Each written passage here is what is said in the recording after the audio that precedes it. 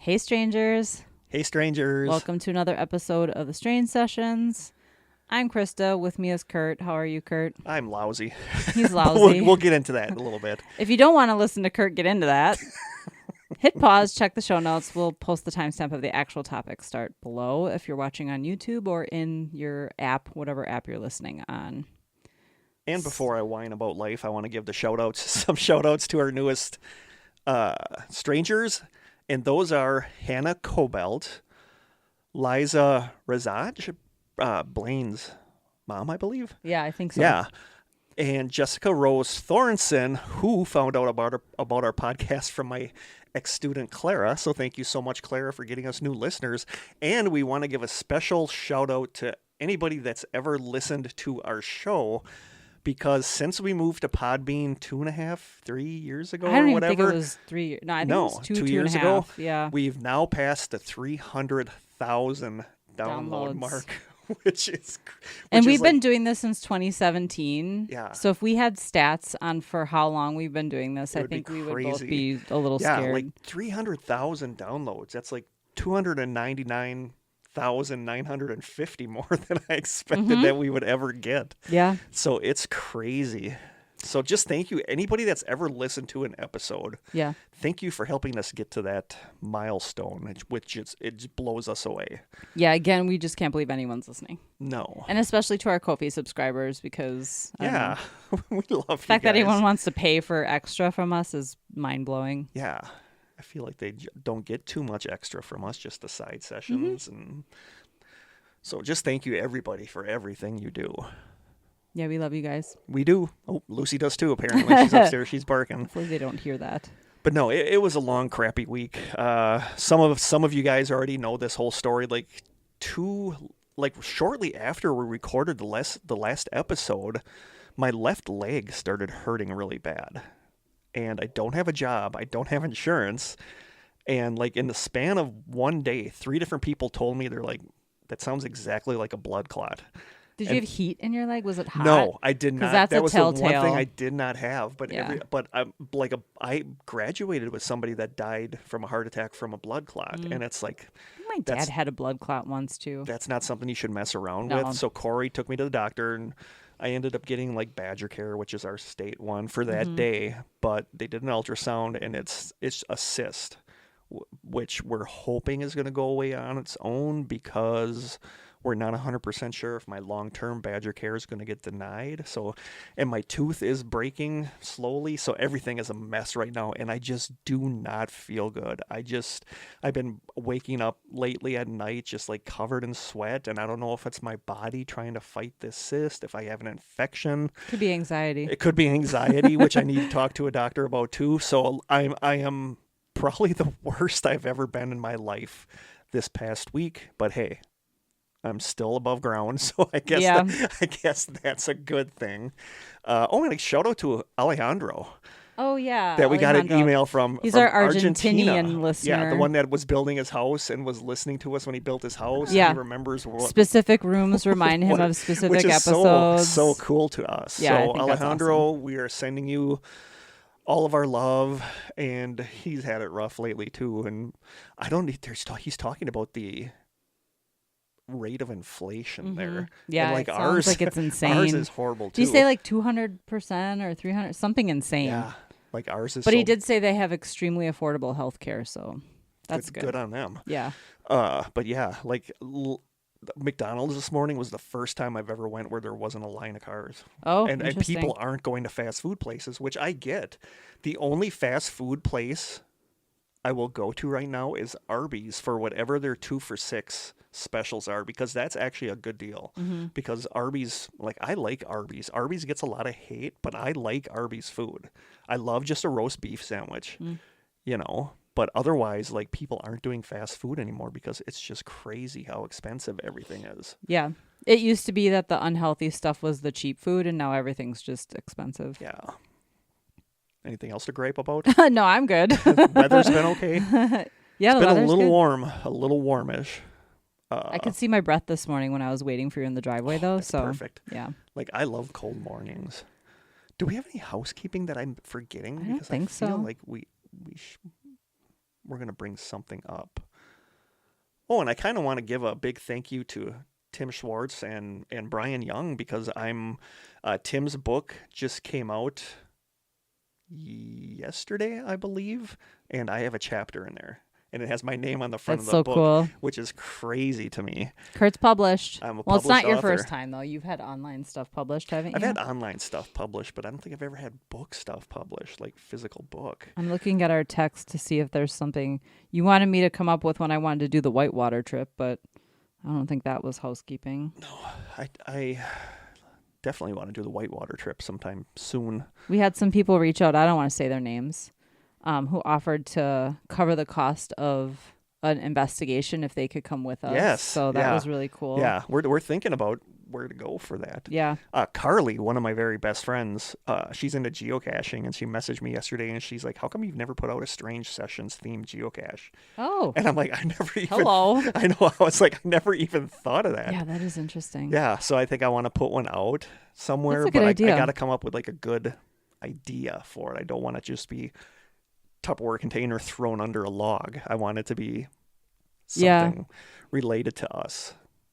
Have some kind of, paranormal themed figure or something. Yeah, we were talking about putting one out like based on Bigfoot. That when you put it in the woods and you open it, it's rigged up that it'll play like a Bigfoot noise. Oh yeah. When you open it up and stuff Where like is my that. thing? I don't know where that is. Bigfoot noisemaker?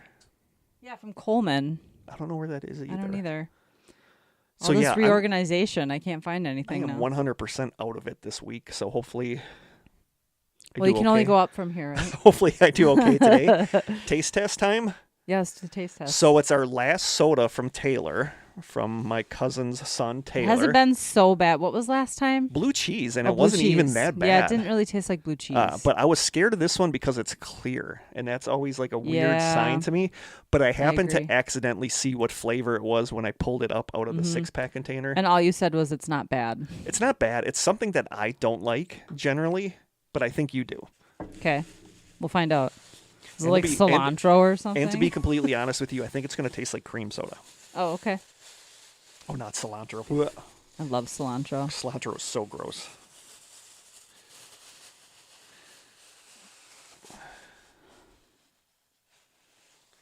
Marshmallow. I hate marshmallows. Now the camera's so far away. I don't know know. if anyone can see anything anymore, but I don't it's like marshmallows. It is clear. I love marshmallows. Ugh. You got to open it though. But that's why I think it's going to taste like... Bottle openers over there. Remember, we don't need... Oh, that's right. You were Oh. No, we don't. just a flannel shirt. Oh, that does smell like marshmallow. Oh, it smells good. I'm gonna take it. It does smell like cream soda. Now that you say that, Like when we went to also, when we did the school forest stuff when I was at Washington Middle School, like the kids would shake their head at me because we'd have s'mores at the end of the day, and I just wouldn't put marshmallow on mine. It would just be like, I just don't like marshmallow. For the same, that's why I think Peeps are an abomination. Peeps are an abomination. They are. That is not. I don't care what anyone says. That's not a marshmallow. So we're gonna see. I realize because it is I a don't marshmallow. like marshmallow, so we'll see if I like this. Okay. I think it's yummy. That's like a really good cream soda. But it also tastes like a little bit of a toasted marshmallow. Like I get a little. There's a little bit of a that taste right of at a the toasted beginning. Yeah, there is a little bit of a taste of toasted marshmallow, but I think it tastes like a really, really good cream soda. That's delicious, actually. Sorry, Blaine. Sorry, we did the good Yeah, one sorry. when you weren't here. Oh my gosh! Actually, shout out to Blaine and what's her Taylor? name? Taylor, thank you, because their YouTube channel got deleted. Yeah. And that it to me is such a nightmare. I can't. They're having to repost every video that they've ever posted, and I can't imagine if that happened to us. I don't even have half of the videos. Well, we don't have a lot of videos, but the audio, like it would have to be translated back to MP4 or whatever. Like we don't even have that saved. no, we'd have to go through and convert everything again. I'm sure we have all of our audio available in some way, shape, or form. Yes, we do. I have all the MP3s because there's been a couple listeners that asked for them all on a flash drive, so I put them on a flash drive and send them to them. So I have all the MP3s of every episode we've ever done, but to convert them in order to put them on That YouTube takes forever. Yeah, so I'm hoping. And we have content since 2017 on YouTube. So if that ever happened to us, I think I'd be like, forget it, we're done then. Like, I'm not doing this again. Yeah, but I don't know what the... Yeah, but remember, YouTube, I think, is only a very small part of our listenership. Probably, but it's a lot of work, and so I can't imagine them just unceremoniously deleting it without an explanation. Like, did he even get an explanation? I'm assuming YouTube would have backups, though, don't you think? But he's not getting his stuff back. They just deleted it, and then he's not getting it back. I don't know. He has to do it all. That infuriates me, and it's not even like Maybe affecting I should start me. saving stuff as. It was like a wake-up call. But like then to re-upload it would take forever because we have how many episodes? And you'd lose all of that listener counts, and just all of your stats would be gone. And comments. All of would your followers all be gone too? Did they delete your whole? I don't know. It's just crazy. I'm giving this a 10 out of 10 because I am too. It's this amazing. Is so good. Huh. Mm-hmm. It is. Awesome. That's really good. You know what would be really good is like ice cream, like a float. Oh, that would be good as a float. How delicious would that be? Yum. Do we have anything else? I don't think so. What time are we looking at? 16 minutes? Mm-hmm. Wow, that was a short. I know. We didn't have any packages to open. No packages to open. I feel like we have all the Matthew Thornton letters. I feel like I'm forgetting shout outs that I was going to give to people or something that people wanted me to bring up. That's what I feel like it was. Maybe it was the stuff about losing the YouTube feed, which would be horrible. No, I can't think of anything else. Okay. We can dive in. Yeah, because we got a lot. And if we have time after, in case Blaine wasn't able to make it last time, for a backup, I had a bunch of Reddit stories. So if we have some time to kill today, I'm going to read some of these Reddit stories just because I know people like when the episodes get a little longer. I started with the idea of glitch in the Matrix Reddit stories, but there's a couple creepy ones in there too. Cool. But at some point this season, we're going to do another stories episode. Yeah. Because people like people that. really came through too. I mean, like the Reddit stories. Yeah. Oh, sure. Yeah, I love those too. You guys came through so much. As you know, today's topic is listener stories. And at the beginning of this week, we literally had 3 of them and a couple voicemails. And I'm like, oh my God, we need more stories. And I put a short episode. I put the call out there, and you guys just really came through. So thank you so much. So, listener stories. I am going to read the first one. And it is from, let me see here. I only pre-read like 2 or 3 of these. So hopefully we don't stumble and stammer too much, but you know us, we're going to. Mm-hmm. So this is from listener Amber. Are you ready? I'm ready. Hey, Krista and Kurt. I just want to start by saying I love the show. I found it when I was searching for new episodes about the Mandela effect, and I've basically been binging ever since. I think I only have 10 episodes left until I'm caught up, and I'll admit that I'm taking my time listening because I don't want to run out of content. I have quite a few spooky stories, so I'll include them all, and you can use or not use at your discretion. Even if you decide not to read them on the show, I'd be interested in your feedback because the few people I've shared these stories with don't know what to make of it, and I don't either. If you do decide to share, I'd like to remain anonymous to your listeners, even though my email address gives me away to you guys. I've been told I ramble, so I try really hard not to do that in this email any more than I already have. I wonder if we were supposed to say her name. What's funny? Huh. I don't know what her name is. I'm sure you said it, I did. and I missed it. So maybe I could edit it out probably. It was just her first name, Yes. right? Oh, then that's fine. Just don't say her last name. No. I'm going to send the synchronicity and the first story in one email, then the last 2 stories in a separate one so my emails actually send. The first one, synchronicity. When I was around 5 or 6, my mom worked graveyard. She wouldn't be getting home until I was already at school, so she taught me how to set the alarm so I could get myself up and ready and walk to school. Our apartments were in viewing distance of the school I went to kindergarten at.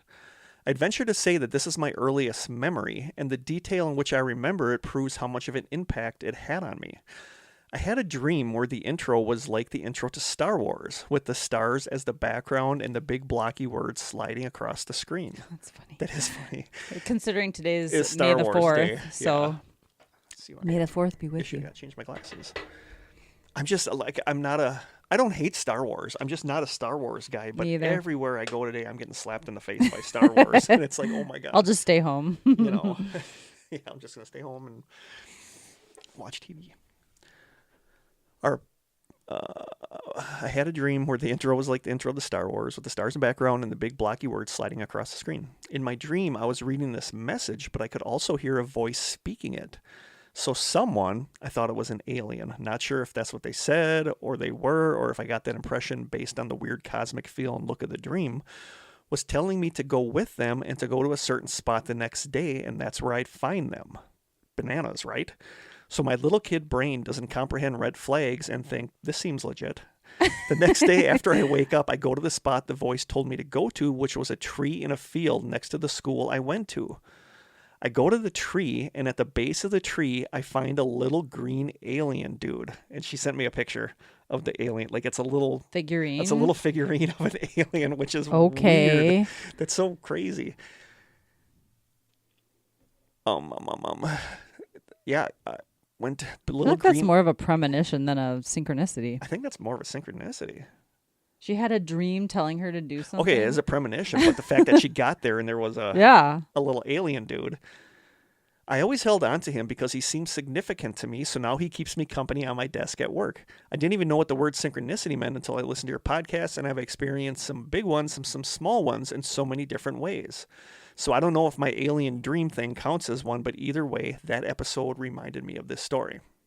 That's so crazy to me that she went there and found an alien. Some of the other synchronicities involve my husband and I finding out we were in the same place at the same time multiple times. 10 years or fewer before we even knew the other existed. One of my Reddit stories is actually like a lot like that, so that's super interesting. I love... I've heard something similar to this, and it's just mind-blowing. Like, I don't know if I'm going to get to this Reddit story, but there's this woman and her husband, they had this weird history where it turns out they should have, like his family almost moved in next door to her family, and when they finally got together, they were at one of his friends and they had a picture of a house party and they're on opposite sides of the picture and they didn't know that each other were there. That's crazy. And I think stuff like that is so cool. So it's funny that she's even talking about this. It would be like things like telling him a story of my cousin and I going on a drive and seeing these men working on something on a street corner, and it turns out that he was one of them. Wow. My email will probably be long enough without me going into those details, but it happened on numerous occasions at places that would have otherwise been insignificant if it wasn't for the fact that we were there at the same time and would one day get married and start a family together. Like, I love that idea that the person that you're like soulmate, that you cross paths with them several times in your life, you just don't know that. It's like the universe was like, all right, I'm going to give you every opportunity to meet this person, and one of them is going to click. Yep. That is awesome. Other stories. So these next couple stories I classify more in the paranormal category. The first happened when I was around 14 in the house I grew up in, and the second, third stories happened in the house I live in currently with my husband and my daughter. I'm always hesitant to share too many stories at once because if more than one thing has happened to me, it makes me feel less credible. Like maybe I'm just a person who looks for these things, which I get. You know, that's why with like the stuff from my apartment. Yeah, but we look for these things too. Yeah, but like the stuff from my apartment, like every time I go on a podcast, like I was just on the Paracast and talking about that. Maybe and we were going to talk about the Paracast and housekeeping. I probably was going to be talking about being on the Paracast, which is a huge podcast. But like, I always have to make sure that I tell them, I'm like, I'm giving you guys all these creepy things, but you have to realize this happened over the span of 9 years. It wasn't like this all happened in 3 days, you know? So you can take these as they are and decide for yourself. I've been a believer in the paranormal my whole life and always will be, and sometimes I think that makes me more open to these things, or maybe it just skews my interpretation of them. I will say, while I believe in the paranormal, I also try to debunk the happenings first, because if I truly had an experience, I want to know it was real, and I explored the avenues that could logically explain it. Otherwise, what's the point? Anyway, sorry for all the rambling that's already happened and what will probably continue to happen. I grew up in the same house when I was at my dad's, and the same apartment when at my mom's. My parents were divorced. The house was older and always had a little creepy feel to it, but I was also a very imaginative kid, so all of the old house settling sounds gave me the heebie-jeebies. My cousins and I would have sleepovers every chance we got, and both of them had stayed before. My dad didn't use his bed very often because it was better for his back if he slept on the couch. So when we had sleepovers, he let us sleep in his room since he wouldn't be on the couch anyway, and his bed was a queen while mine was a twin and wouldn't fit all three of us anyways. So like I said, we were all 14 at the time. We stayed up all night talking, as girls do at sleepovers, and when 3 a.m. rolled around, we were starting to get creeped out, so of course we started to tell scary stories. Then, ever so slowly, the comforter started to slide off of us inch by inch. I see your head shaking out of the corner of my eye. First our shoulders, then our chests, then our arms, then our waist, then our thighs, then our knees, then our ankles, until at the end it was just completely yanked off. It's so creepy. We all looked at each other. The shock of the sudden cool air when we'd been cozy just moments before, coupled with the what the heck just happened, giving us pause. One of my cousins was a little cheeky and maybe borderline sadistic because she loved to scare people.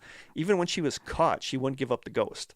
So the first thing we Pun do, intended. Yes, so the first thing we do is accuse her, and she swears that it wasn't her. But of course, we don't believe her. We nose goes. I don't know what that is. Nose goes. Oh. Is that like going like this and the last person to touch it? I don't know. Yeah, that could we be. nose goes to see who has to pick up the blanket, and that's I what it lose. is. If it wasn't for bad luck, I'd have no luck at all. I didn't know that's what that was called. I didn't know that either. So off I go crawling the end of the bed to peer over the side and make sure that no demon is waiting on the floor. The coast is clear, so I pick up the comforter and cover us all back up. We get settled into bed and decide to try to sleep when sure enough, the blanket starts sliding off of us ever so slowly again. It's just so creepy. This time, we all tightened our grip on the top of the blanket and physically felt a resistance when the blanket was tugged off of us harder than before. Nope. So I'm thinking it could be our dog coming to lay on the floor and plopping down on whatever amount of Okay, blanket is that's hanging off the logical. bed, which is a logical thought. So I call her name, the panic instantly dissipating as we think we've solved the mystery. Our dog then comes padding in from the other room, and whatever fear we felt before is multiplied by 100 because what on earth is happening?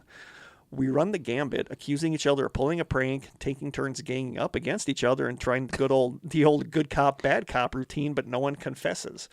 In an effort to catch each other in the act, we decide that we have to pull the blanket all the way up so none is hanging on the floor in case it's just gravity jerking us around. Then we decide the two on the outside have to stick their leg and left foot completely off the bed and out from under the blanket in case they were using some freakish foot strength to get the blanket to start sliding off of us. We try these, and the same thing happens again. We're all starting to get really freaked out at this point, and we're running out of explanations. We decide, okay, we're going to tuck the extra blanket under our feet because then we know for sure no one can pull it off of us. We do this, and a few minutes go by where everything is fine. Just when we think we're out of the woods and start teasing each other for being so scared for no reason, the blanket starts sliding off of us. It gets to our bellies, and then suddenly it's pulled completely off of us and pulls to the ground 4 feet from the floor at the end of the bed. It really seemed like someone was intentionally dragging it off of us, then jerked it away, then took a couple steps back and away from us before dropping it on the ground. Of course, we're pooping bricks at this point, and we go wake up my dad like the scared little girls we are. He is less than impressed to be woken up and tells us to stop scaring each other and to stop telling scary stories and to go back to bed. He says, "It's 3 o'clock in the morning, go back to bed," in his dad voice.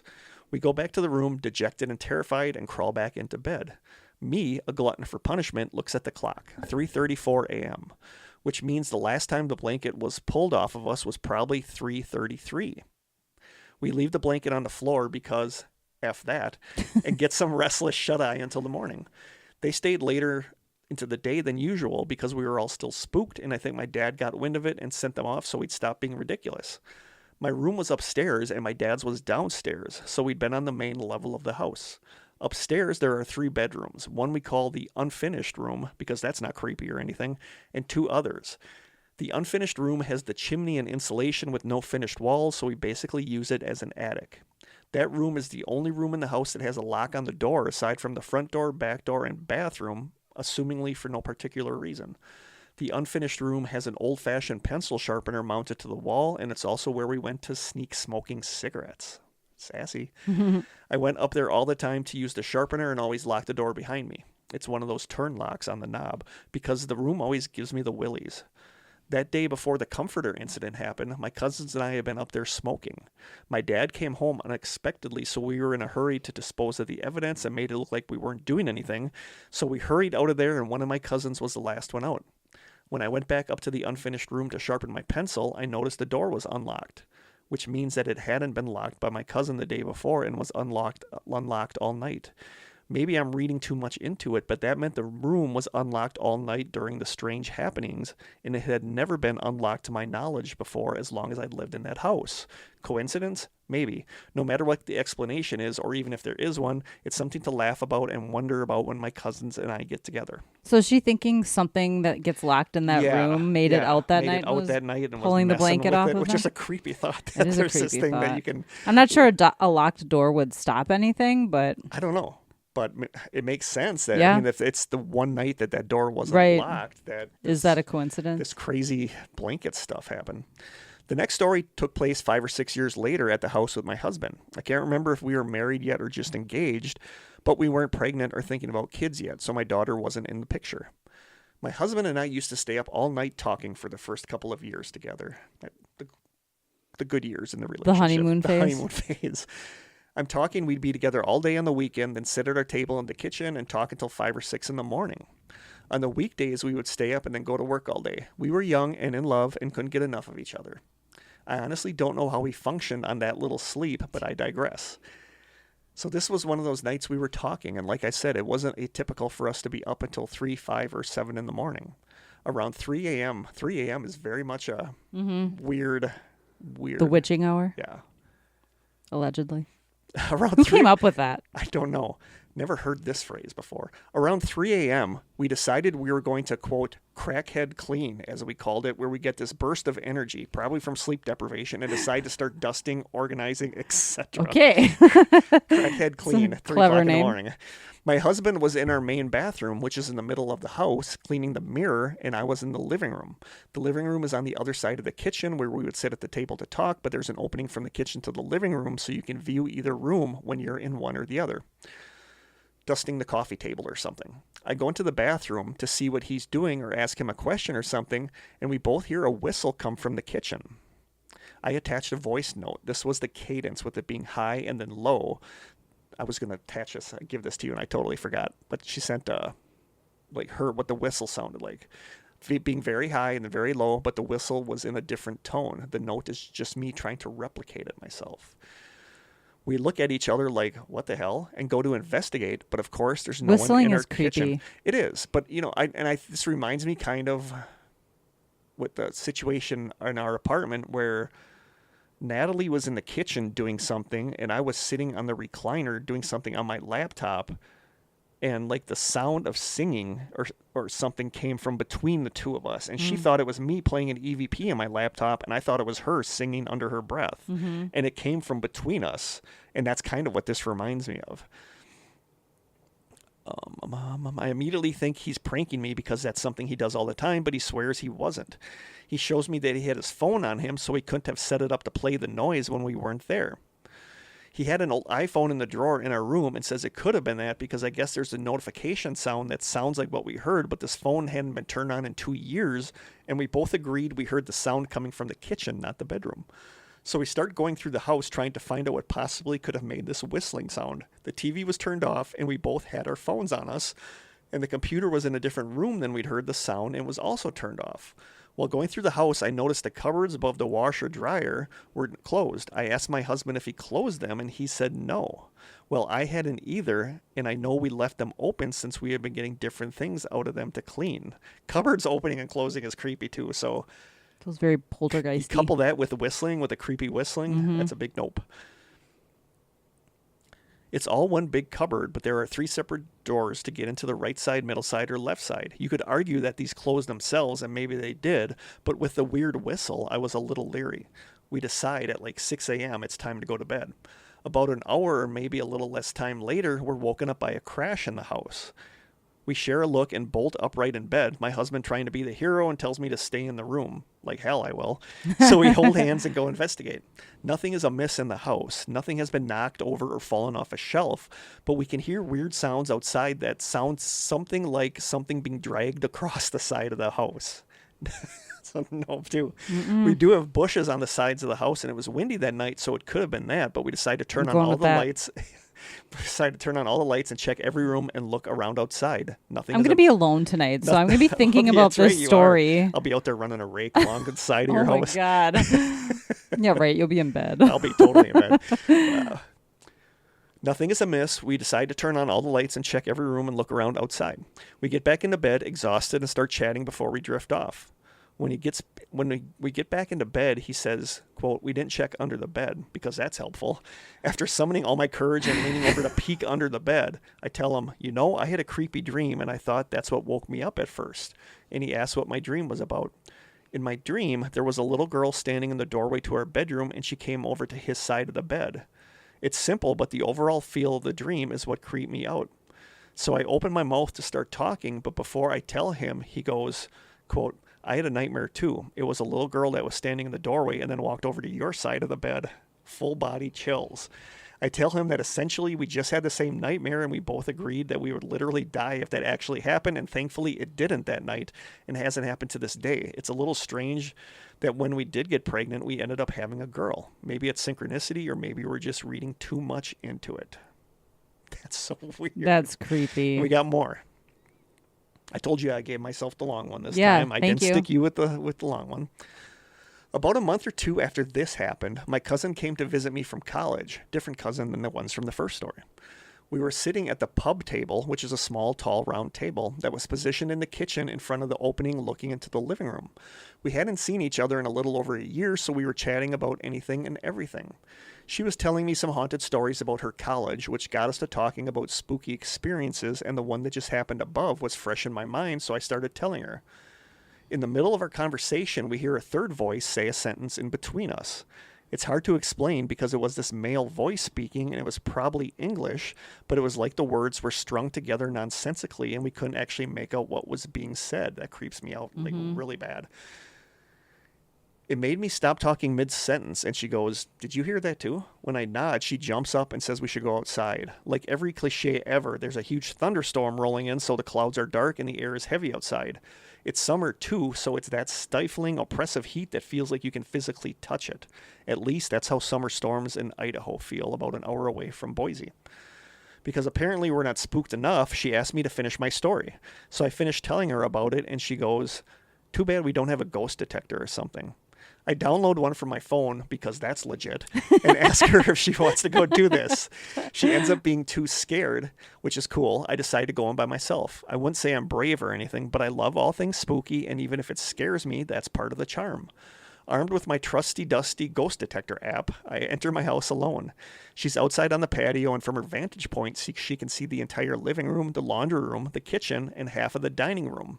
One wall of our living room is a window, then 2 sliding glass doors, then another window, and the other wall is a sliding glass door and a window, so it's all very open. I go through the living room first, making my way in a small circle until I do our bedroom and then our half bath. The app goes off in the back corner of the half bath, which incidentally is separated from the laundry room where the 3 doors had closed by half a wall and a door. Satisfied with my research and more proud of myself for ghost hunting alone than anything else, I go back outside to report my findings. The first thing my cousin asks is if my husband's home from work. I say no, and ask her why, and she says, "Because when you were in the living room and your back was turned to me, the green chair in the corner started rocking like someone was sitting in it." Ooh. Or had been sitting in it. I'm part terrified because I was alone in the house with whatever was rocking that chair, and part pissed off because she left me alone in the house with that thing. I tell her my app went off in the bathroom, and she straight up refuses to go back inside, so we decide to go get ice cream instead, which is a good idea. Yeah, that's what you do. That's fair. That's what you do. Right as we're walking through the gate out of the backyard and to her car, there's a massive crack of thunder that scares the bejesus out of us, and we start running to her car, getting in just as the torrent of rain starts. Later that night, she's gone home, and my husband from work. No. Later that night, she's gone. She has 2? She's got a work husband too. A work husband. Later yeah. that night, after she's gone home and my husband is home from work, I tell him the story. He asked me to show him what chair she said was rocking, so I do, and then he tells me, quote, that's where Uncle Don died. Oh. Uncle Don is a previous owner of the house. He was on hospice and passed away in the She's bed in just that hearing about this now. corner of the room. The corner of the bathroom my app went off is the part of the house our dog always barks at.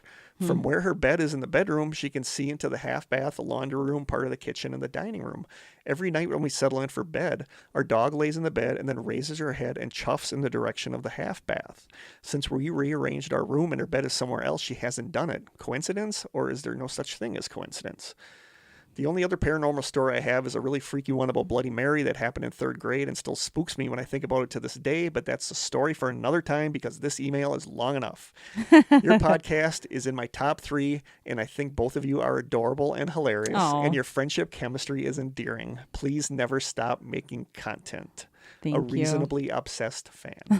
That's so cute. Reasonably Thank obsessed. you so much. Yeah, thank you. I love, there's so much noping in that.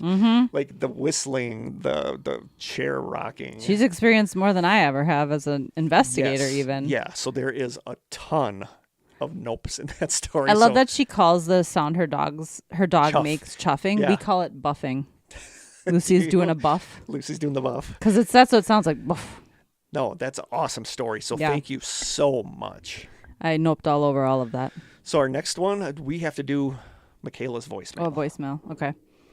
We got this voicemail from Michaela quite a while ago, and I said we were saving it for Listener Stories episode. So here is Michaela's voicemail. Hi, Kurt and Krista, and all the strangers out there. It's Michaela from Massachusetts. I just thought I'd call your lonely phone line because I've never called it before. And I just wanted to talk about just the one subject that takes up so much space in my brain from the strange sessions is the simulation theory. I think mostly because I don't want it to be real, that we're just in a simulation. But then I think there's certainly things in this world that happen by mere coincidence, and I guess some would say that could be God, or whatever people's beliefs are there. But just one fun story that I have.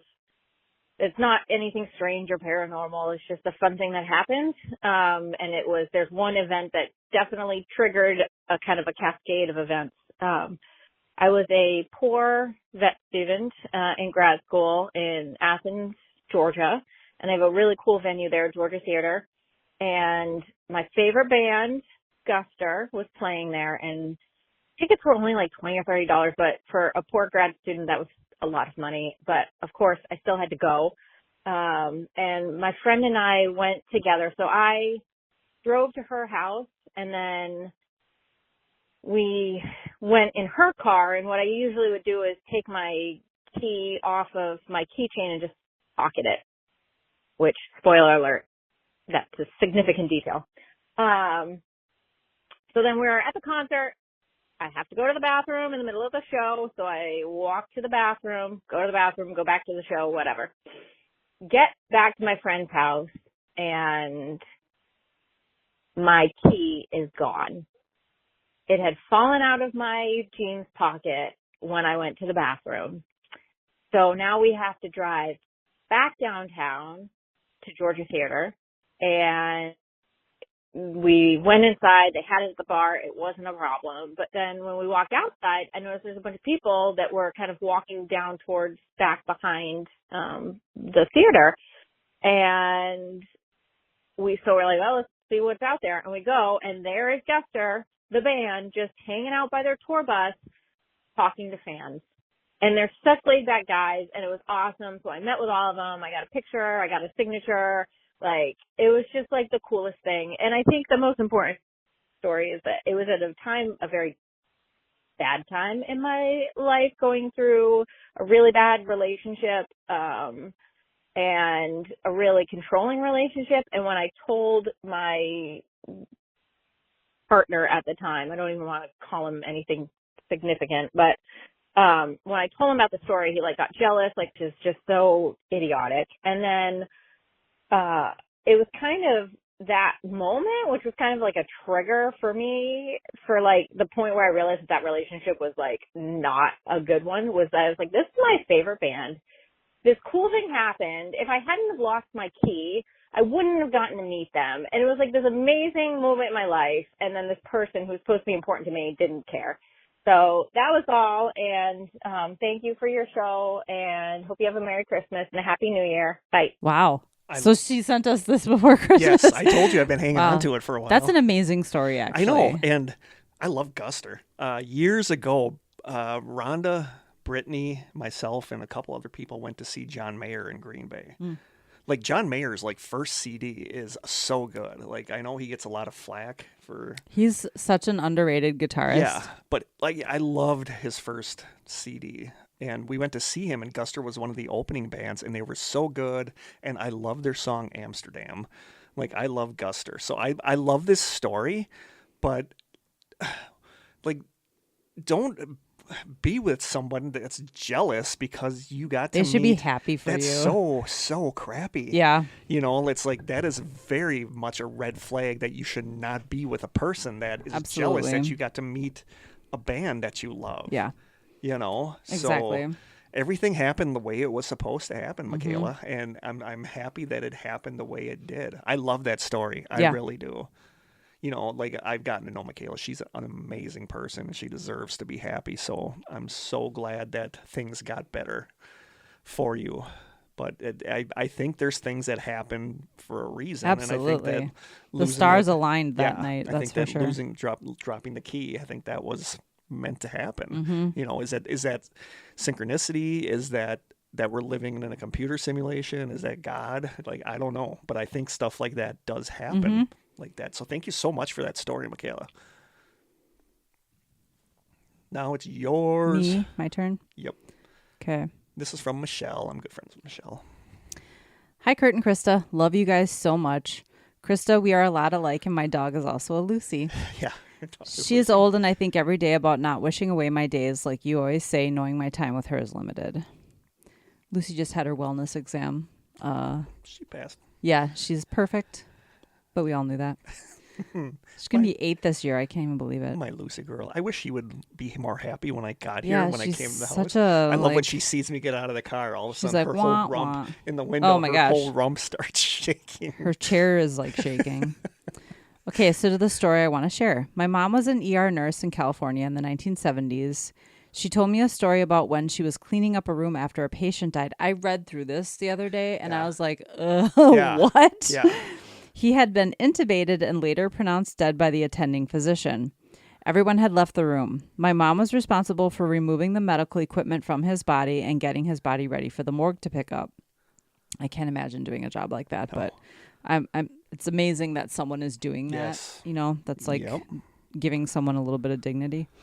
A couple minutes into her routine, she actually talks about that. The patient sat up, pulled the tubes from his throat, and then flopped back down on the table. He was dead when he did that. We would always ask my mom how that happened, and she always said he wanted to die with dignity. What would you do?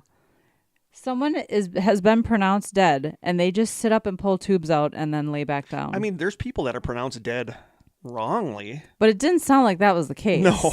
He was actually dead. And we know bodies can move after they die because of, I think, your brain is Your brain, firing. muscle stuff is going on. Yeah. You know, I remember my uncle used to work in a... what's a word for it? I want to say cremnasium. A crematory. It's not a cremnasium. You make it sound like a fun place to go and hang out. Where they cremate people. Crematorium, yeah. Yes. Cremnasium. Cremasium. He said that it was creepy because when you would push the body in there and the body would, because the heat would make the body sit up when you put it in there. And then you're like, wait a minute. Yeah, so weird stuff happens. But I don't know how often it happens that someone is pronounced dead and then they come back just like, nope, the tube out and then die again. I don't know. That's terrifying. But that's so bizarre. I think I would literally die. So after saying he wanted to die with dignity, she says, I don't know if I buy that. However, she isn't someone who believes in anything supernatural. Everyone knows about the 1997 Phoenix Lights. However, most people don't know about the triangle-shaped craft that was seen that same night over 4 states. And I think we've talked about that, haven't we? Yeah, like there was more that happened than just what people know. She said over 4 states in the Southwest. Both my parents saw the craft that night. They were driving down a hill from their house to go to dinner. My dad saw it in a rearview mirror before it flew right over their car. They both saw it and say it did not come from this world. Oddly, they were not freaked out or even excited from the experience. Which Wow. I can see, like, older people, like, being, Just being like, that's the darndest thing. not me. I'd be like nonstop just talking about it Fumbling to for anyone who your- would listen. Yeah, fumbling for your camera, your phone. Get a shaky, blurry video of it. Yes. One more story about my mom. When my mom was an ER nurse in the 70s, she actually worked with Jeffrey McDonald. A movie about the killing was called Fatal Vision, who was accused of killing his wife and 2 daughters in 1970 in Fort Bragg. Both my parents socialized with Dr. McDonald and swear to this day that there is no way he would have hurt anyone. I think they are being naive and he is guilty. They say no way did that man kill anyone. Apparently, my parents are fine with working with family annihilators and aren't afraid of aliens. Michelle. I don't know. That's great.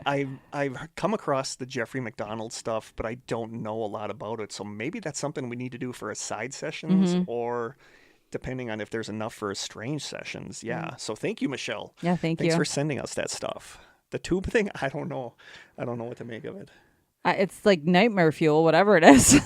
I don't know either. Okay, this next story is a nope. This is going to be this is the nope that I read. Okay. That we I'm both. going to nope all The over more this. that I read about this stuff, the more this creeps me out. Okay. And I know this creeps you out. But it's not a surprisingly creepy story. So this is from listener Samantha. Hey, Kurt and Krista, longtime listener here. I've never really had anything happen that I could send in for a listener story episode until a few months ago. I live in the Midwest in a relatively newer home, so there's really no long sordid history to the place. It's a pretty modern house. For reasons that are too long to go into, I still live with my mom. It's just the 2 of us, although my sister lives in town and she comes over quite a bit. And this next part, I can 100% picture because this reminds me of where Aaron and his wife and family live now. And this sounds so much like it that I totally understand it. Outside the bedrooms on the first floor is a staircase that goes down to the basement living area, which is all carpeted and nice and is basically like a huge living room of its own with a sliding door that also goes outside because we are built on a hill. Mm-hmm. Like I've been in houses that have that where there's like a sliding door It's outside like a walkout on the basement. first floor, and then the basement has like a walkout too, and I always thought that was the coolest thing. One day, my mom was out for a while doing some shopping. I got home from work around 2 o'clock in the afternoon. I walked into the house, set my stuff down on the table, and made a beeline for the bathroom because I really had to go. As I hurriedly walked to the bathroom, I passed the stairway to the basement, and I jumped when a voice came from down there. It was my sister's voice. She said something like, "Hey, come down here." Nope. Nope. Yeah, I knew you were going to know. Run. She said something like, "Hey, come down here." I yelled down the steps that I really had to go to the bathroom and I'd come down there when I was done. She answered me by just saying, "Come down here." I ignored her and went to the bathroom. When I was sitting in the bathroom, I was thinking it was strange that I didn't see her car parked anywhere outside of the house. I have the chills right now. After a few minutes, I finished my business and went to the stairway and said, "Hello, down it?" Now, I wasn't freaking out. It wasn't like it was 3 o'clock in the morning or anything. It was mid-afternoon, and the basement was all lit up from the sunlight coming through the patio door. After not getting an answer, I walked down the stairs and looked around the basement. Nobody was down there. After a quick search, I called my sister and found out that she was home at her own place and swore that she had been there the whole time. I'm so puzzled by this. I guess it could have been a voice from outside or something, but I know my sister's voice. I'm positive that it was her calling up from the basement. So either she is playing a massive prank on me, or whatever that was did a perfect job of imitating my sister's voice.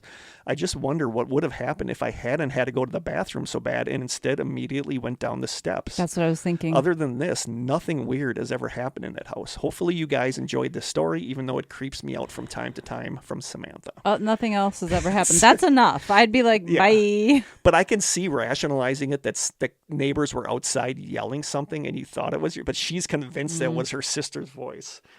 And, we come across this a lot lately where something is like beckoning you. And it's like, what happens to the people that do just go right there? Are those people that are just vanished? I also think a telltale, well, not a telltale, but a very common detail is that it will respond to you, but not to what you said.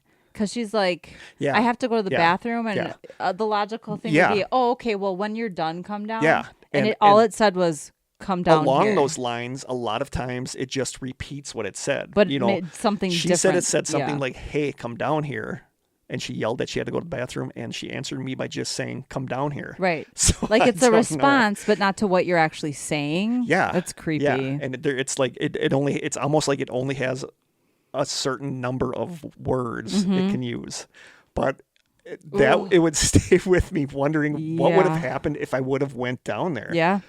You know, I wonder the same thing. so I knew that was going to be a nope. I knew that story was going to be a nope because I hate. Her bladder saved her that day. I'm becoming like really intrigued by Yuck. these stories about mimics and like hearing voices of somebody you know trying to lure you somewhere. I don't like that story at all. I didn't think you were going to. Again, I'm alone tonight, and if I hear Jim calling me from the basement, I'm literally packing up and leaving. I should have brought my digital recorder and put it down here and had to go out and say, "Krista, come down here." Oh, hell no.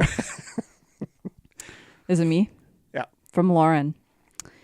Hi, Kurt and Krista. I don't know. We have a couple Laurens who listen, so I'm not sure which one this is, but that's Oh, okay. this is Lauren Kelly, I think. The twin? Yes. Okay. I believe Sorry, I don't know if they want us to say their last names, but I know we have a couple different Laurens. I saw you needed listener stories and figured now would be a good time to submit one of mine.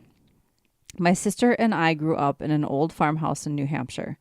We had lots of weird things happen to us in that home, but when you're a kid, you don't fully understand it or comprehend what is happening. Flickering lights, loud noises, hearing voices, etc. One day as adults, our mom mentioned that she believed the house had been haunted and that she and my dad had a ton of strange things happen to them in that house as well. This made me feel somewhat better knowing it wasn't all in my head. The biggest one for me were the voices in the middle of the night. Usually I would be sleeping and suddenly I would wake up to the sound of someone talking in my ear. That's a nope. Yeah, that's definitely a nope. It wasn't like someone was talking outside or in another room. It was right up close to my ear. I remember being able to feel someone right up next to me, but no one was actually there. It was normally a loud whisper or even like someone shouting. I wasn't always asleep though. Sometimes I would wake up first and be laying in bed and then it would happen. My sister had the same thing happen to her. Needless to say, I will not be living in an old farmhouse in New England anytime soon. I would. I love old farmhouses. I want to visit New England too, big time. Yeah. I have more stories from the house, but we'll save them for future episodes. Stay strange, Lauren Kelly. You're always welcome to use my name. Wow. Okay, good. Because we did. Thank you, Lauren. We love you. This has happened to me a few times in my life, but I think it's me like mumbling something. Like I start falling asleep and I think it's my own voice saying something. I've had that happen to me too. You know? I think you could tell the difference. But there's though. nothing worse than But you know it's you. This makes me think of you hearing the breathing in your ear at Elsing's secondhand shop. There's nothing worse than hearing something speaking right up on you. Yeah, no. Ear. There's something incredibly intentional about that. You know what I mean? Yeah, yeah. Ugh, that's super creepy. Gross. Thanks for the gross story, Lauren. So many icks today. Maybe we picked a bad day to do this when you're going to be here by yourself. Exactly. Tonight. What are we doing? You're going to hear a mimic in the basement. You're going to then come upstairs and say something in your ear. I'm going to watch nothing but cartoons all day. So this next story is from Anonymous. About 20 years ago, my parents bought a cabin. They had been good friends with the previous owners and had been there any number of times as their guests. The previous owner was a very down-to-earth, realistic person, so we never heard any stories about strange occurrences. But we started noticing things. Shortly after that, my parents went up there with their dog, and the dog absolutely refused to go into the cabin, and when forced, the dog would just wait by the door whining. Plus, I had brought my cat up there once, and she had gone absolutely berserk, not returning to normal until she was back in the car. Given that foxes had been seen in the vicinity, we chalked it up to that. Also, cats don't travel well. No.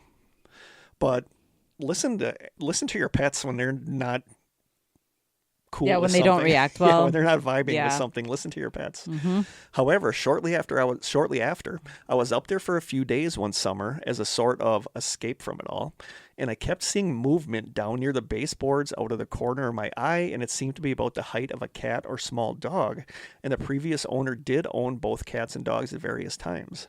A day or so after I noticed the movement in my peripheral vision, I was starting to wake up when I clearly heard a cat meow just outside my bedroom door, and my own cat was definitely back at home with a sitter.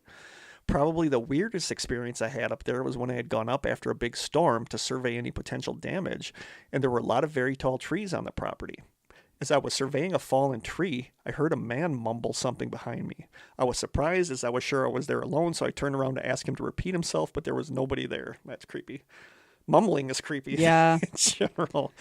I've also seen strange shadows outside at night as if someone is running by, except that nobody could have been running there and there was absolutely no sound. That's creepy. My family still owns a cabin and I'm up there with fair frequency, and I haven't really experienced anything strange in the last 10 years, but there's still a little bit of unease between sunset and sunrise.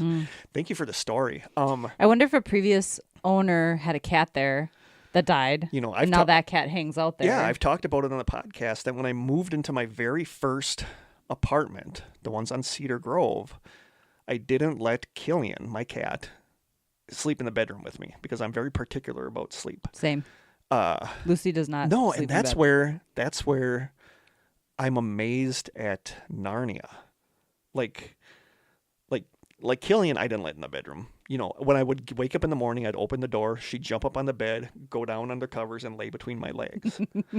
But she cute. never tried to get in. Narnia, I will never understand it, but like it's like Narnia got it, because I would read in bed and she'd come up and lay by me when I'm reading, and when I put the book away and turn on the fan, she would get up and then go out to the living room and lay down. Like she knew. It's a routine. It's like part she of the knew routine. that was her time to go to the living room.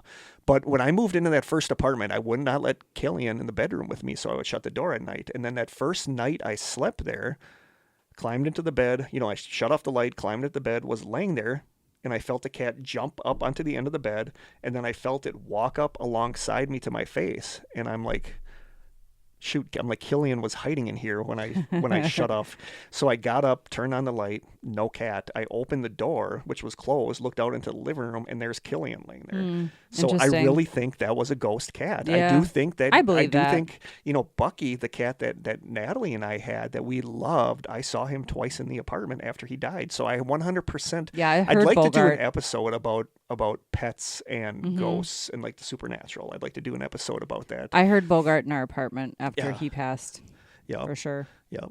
I'm sure Lucy will hear after Yeah. Lucy goes. Don't talk about that. I know. She's only 8. I know. She's not even 8. And she's in perfect 7 and a health. She's half. in perfect and health. She's perfect.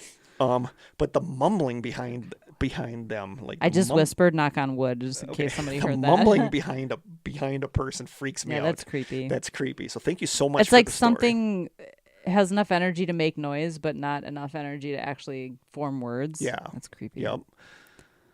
Or it's non-human. I think you're the next story. It's even creepier. I We do just have creep more myself out. We do have more voicemails, but I think I got those scheduled in here. Okay. This is another one from Michelle. This is a different Michelle. Okay. Hey, Kurt and Krista. I've been meaning to send my stories for a couple seasons now, but better late than never.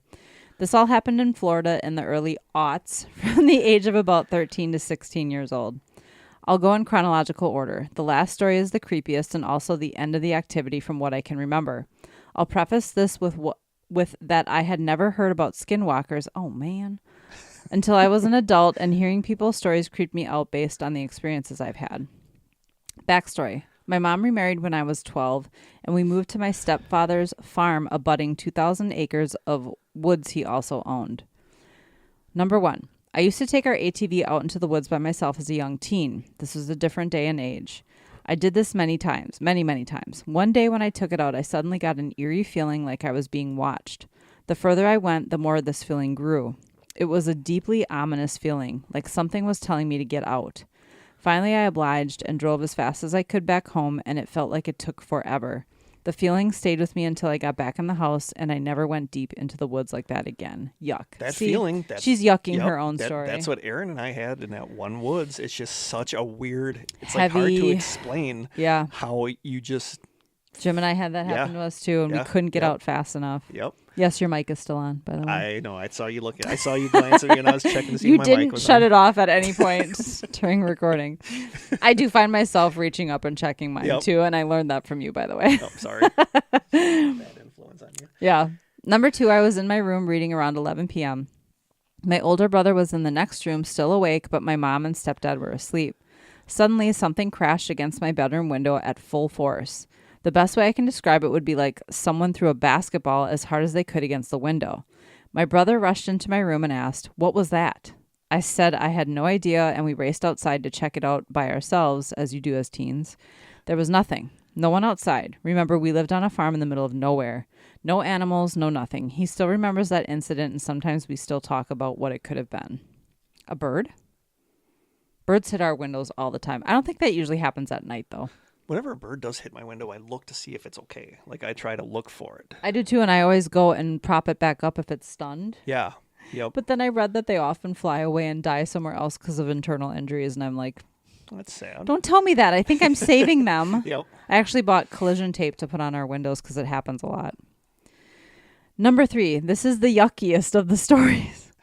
I spent a lot of time outside at the house barn by myself, either riding or doing barn chores. One early evening, I was feeding the horses alone and suddenly heard my mom Oh, another one. yell my... I feel like we could do a whole episode on that, and I would just be so stressed out the whole episode. I heard my mom yell my name from the direction of the house. It definitely sounded like my mom, and it was definitely my name being yelled out in a very long tone. Michelle. That's creepy. That's creepier when it's like in a long, dragged out. Yeah.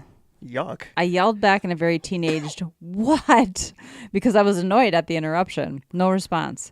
I walked out to the end of the barn to look toward the house and didn't see anyone. So I stopped what I was doing and walked up to the house.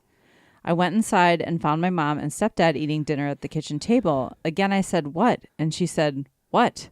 And I said, "Why did you yell for me and come back inside?" And she said, I didn't. We've been eating dinner." I said, "You're sure?" I heard a woman yell my name. And she said, "Yes, I'm sure." So I went back outside and finished feeding the horses as fast as I could. Note, my mom is deeply conservative and religious person. She is not a prankster and would not want to lead me or anyone to believe something paranormal was happening to them. Of course, I've since heard about skinwalkers and how hearing your name being yelled by a female voice or something mimicking someone you know is a big nope. Yeah, it's a huge nope. It's a king-size nope. Ugh, It's a Texas-size nope right there. Yes. The first time I heard about the phenomenon, I felt creeped out all over again. Did I upset something in the woods in that first instance on the ATV, and it was continuing to warn me over the years? My parents still live there, but have since sold the surrounding land that the woods are on. I wouldn't go back in them anyways. I know everyone thanks you guys for this podcast, but let me add mine. I've been going through a tough couple of years, and you two truly have no idea how much it means to have a safe place to hang out and listen. Aww. Thanks for reading my stories, and I'm looking forward to hearing everyone else's. Michelle. Oh, thank you, Thank Michelle. you, Michelle. We love you. We love you. Don't love whatever it was that was mimicking. Yeah, no. Sorry, Jim says he's leaving at 8:30, and I have a feeling he's still sleeping, so I'm just going to send him a little text. It's almost like, like when stories about black-eyed kids started, all of a sudden people started seeing them. Mm-hmm. Like the idea Is that it like synchronicities? Not the synchronicities, but the idea like almost like tulpas where enough people start hearing about this thing, it almost starts happening. Mm-hmm. Well, that's what I mean about synchronicities. Yeah, and that's almost like with mimics. Like I'm coming across. I don't ever want that. I'm coming across so many stories lately about doubles or doppelgangers or mimics, which are both creepy. Yeah. Like I don't want either of those. But yeah. I guess that has happened to me, and it was Vicky. Well, it wasn't Vicky though. Yep, I forgot all about that actually. Someone said my name in Vicky's voice in a room full of people, and nobody heard it but me. No, I have the audio of that. Yeah, I have the audio of it too, and it is Vicky's voice, very distinct voice saying Krista, and it wasn't Vicky. No, that's creepy. It's creepy to think that there's something that can use a voice. Yeah. Yuck. Of someone you know. Yeah. And then say your name. Yep. It knows your name. Yeah. That's creepy. Thank you, Michelle, for those. Yeah. Thank you. We love you. The next one, this is going to be an audio clip. Just saying, I made sure that it transferred to an MP3, so I listened to like the first couple seconds. Oh, that accent. Just love it.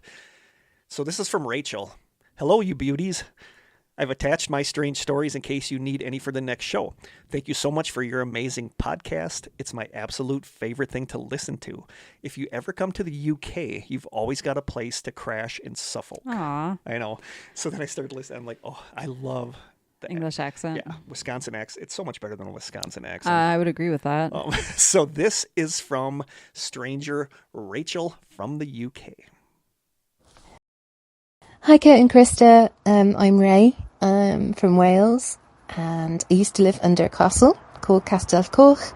But a couple of years ago I moved to Suffolk, and I now live just down the road from Rendlesham, where the supposed alien landings happened. So I can't get away from all the strange and paranormal. I just wanted to share with you a couple of spooky stories. When I was really young, we used to live in a house that was about 100, 150 years old. And so it was quite spooky. But we had a staircase that led up to the landing, and my bedroom looked out onto it. And I would often see a man coming up the stairs and looking in my bedroom. And he had a long sort of dark outfit on and a tall black top hat. And never thought anything about it until I listened to the Strange Sessions and realised he's actually quite a lot like the Hat Man. So that was fun. And then in the same house, I used to have someone sat at the end of my bed, who would often just stare up at me creepily and occasionally tickle my toes, which was horrible. I hated that. So yeah, I'm glad I don't live there anymore. And then years later, I ended up moving in with my in-laws while we were looking for a house, and I used to hate going into the bathroom, and I used to feel really sort of unnerved every time I went in there. I didn't like being on my own. And I said to my wife, I was like, I don't know how I feel about your bathroom. And she said, well, why do you say that? I said, something in there, it feels like there's someone in there. I'm getting the impression that like there's a person with me, maybe like a little girl or something. And she was like, oh my goodness, you've seen the little girl? And I said, what are you talking about? She said, when I used to live here as a younger child, I used to see a little girl where my bedroom was, and the house had loads of renovations done to it, but we realised that the place that I felt really uncomfortable in the bathroom was actually where my partner's bedroom used to be. So yeah, that was a bit weird. But I think my most spooky story happened back in 2009 when I lost my grandmother, and I had to go and empty her bedroom, and I was going through her wardrobes, and I was sort of taking everything out, and I put my hand on a plastic bag, and immediately I could see scenes of sort of a really bad car accident, and I felt really bad dread. And I knew my mother, she'd had a very bad car accident when she was about 6 months old, and she'd actually lost her leg in it.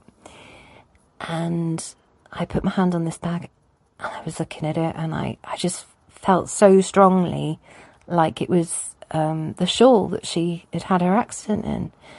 And so my mum could see me looking at this bag. She said, Rachel, you okay? I said, yeah, I don't know why, but I think this is the shawl that you had your accident in. And she said to me, oh, don't be so silly. And I said, no, seriously, open it. So she opened it up, and lo and behold, there was this shawl inside that had been all torn up and had evidence of the accident on it. And we were looking at each other, and she was like, how did you know that? And I went, I have no idea, because my gran had never talked about it to anyone. She'd never said that she'd kept anything. And I like to sort of put psychology into a lot of paranormal stuff. And so I was thinking, oh, you just put 2 and 2 together and came out with 4. But I cannot explain how I so strongly knew what was in that bag, down to the visions and the feeling of dread. And yeah, it was so weird. So yeah, I'm convinced that we all, even with science, we all have a little bit of strange in us. But thank you so much for the show, guys. I absolutely love it. I'm a long time listener. I feel like I found 2 friends across the pond. So keep on being strange. And thank you so much. Okay, yeah, I love the accent. Oh, That's beautiful. Love you, Ray. Thank you so much for that. Is that called psychometry? When you touch things and get like... Yeah, I'm part of me would love to experience that, where you have like a vision. Like Maybe once. Yeah, just once is enough.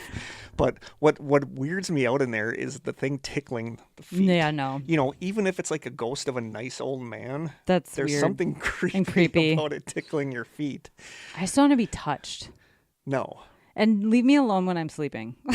Like, that's the most vulnerable time, you know. Yeah. You're just so vulnerable. No, those were awesome stories. But yeah, like I'm fascinated by the idea of seeing the flash of the accident. And like, I would love to experience that. But like you said, just once. I don't want to be one of those people that have that all the time. Yeah, no. But I wonder what that's like. I really want to know what that's like. So those were amazing stories. So thank you so much, Ray. And we're sending you love across the pond. Yes, we love you. I think you do the next one. From Caitlin. Caitlin. Hey, team. Love the pod. You guys really make it feel like my friends or family are just talking about these topics, which makes it even more fun and relatable.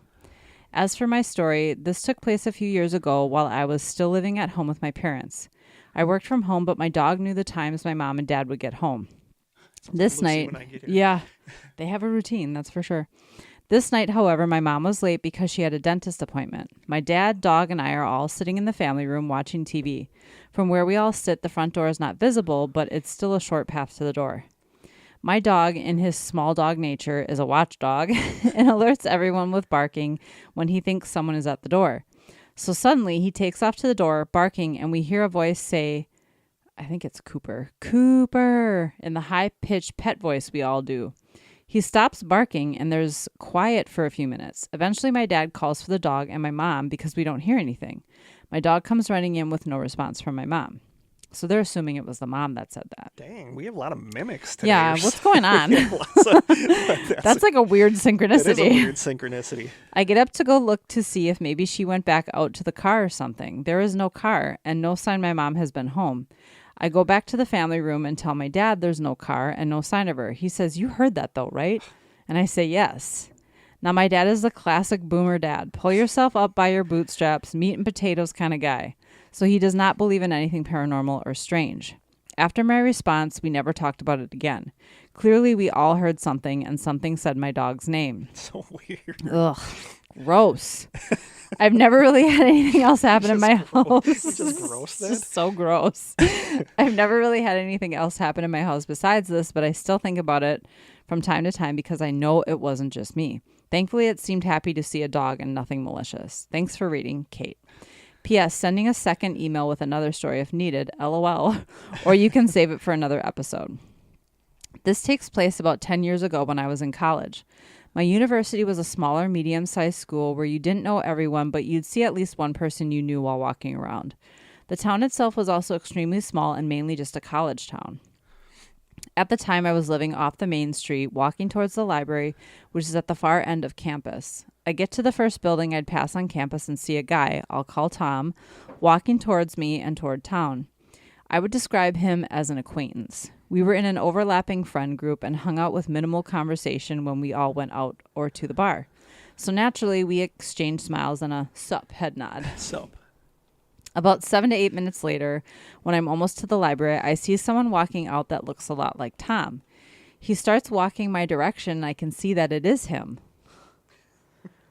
In my mind, I'm super confused because there's no way he turned around to go back to the library without passing me, unless he drove there or had someone drop him off, but then he likely would have only been in the library for a minute or two. None of this made sense, and all of my thoughts were flying around in my head. He eventually walks past me again with a smile and sup head nod. I smile as well and keep walking like nothing happened. I know him enough to know he doesn't have a twin, so my mind goes to a doppelganger or glitch in the Matrix. Both equally weird, but who really knows? I hope you enjoyed my story, Kate. That's so weird. What's with all the mimics and doppelgangers? I don't know. I don't know if we're gonna get to them, but in my Reddit stories, there's like a weird doppelganger story that's kind of a lot like that. So have you seen some of those videos now where twins actually do this prank on strangers? Yeah.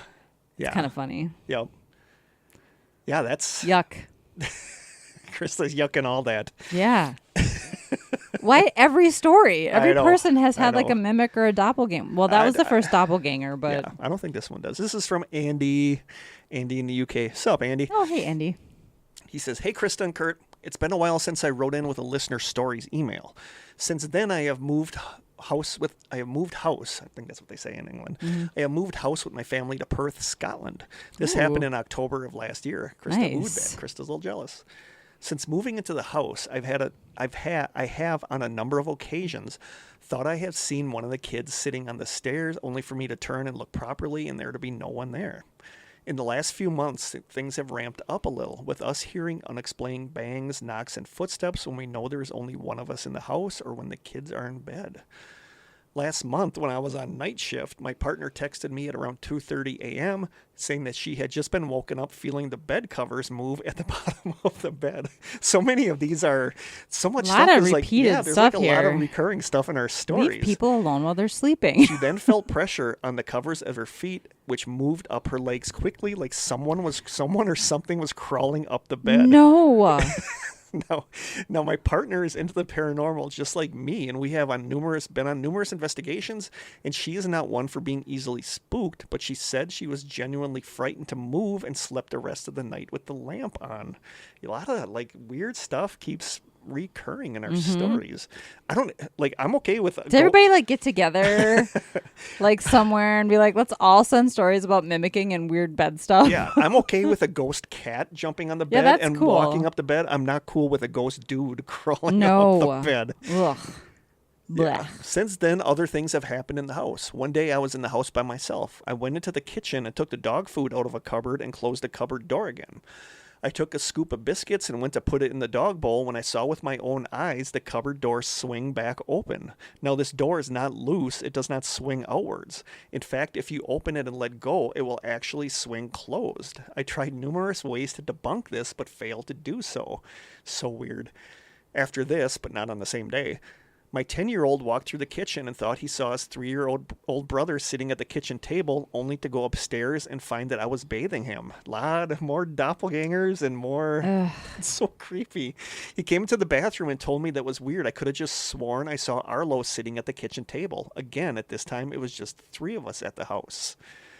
Wow. I have a bit of equipment which we use for our own investigations, but I am in two minds now if I want to actually use it in my own house in case it encourages the activity, and I get that. Yes, I talked about that on the Paracast. You know, like everybody asks, why didn't I leave my recorder out for EVP in my apartment? And I said, I love getting EVPs in other people's houses. Yeah. I don't want an EVP in my own place.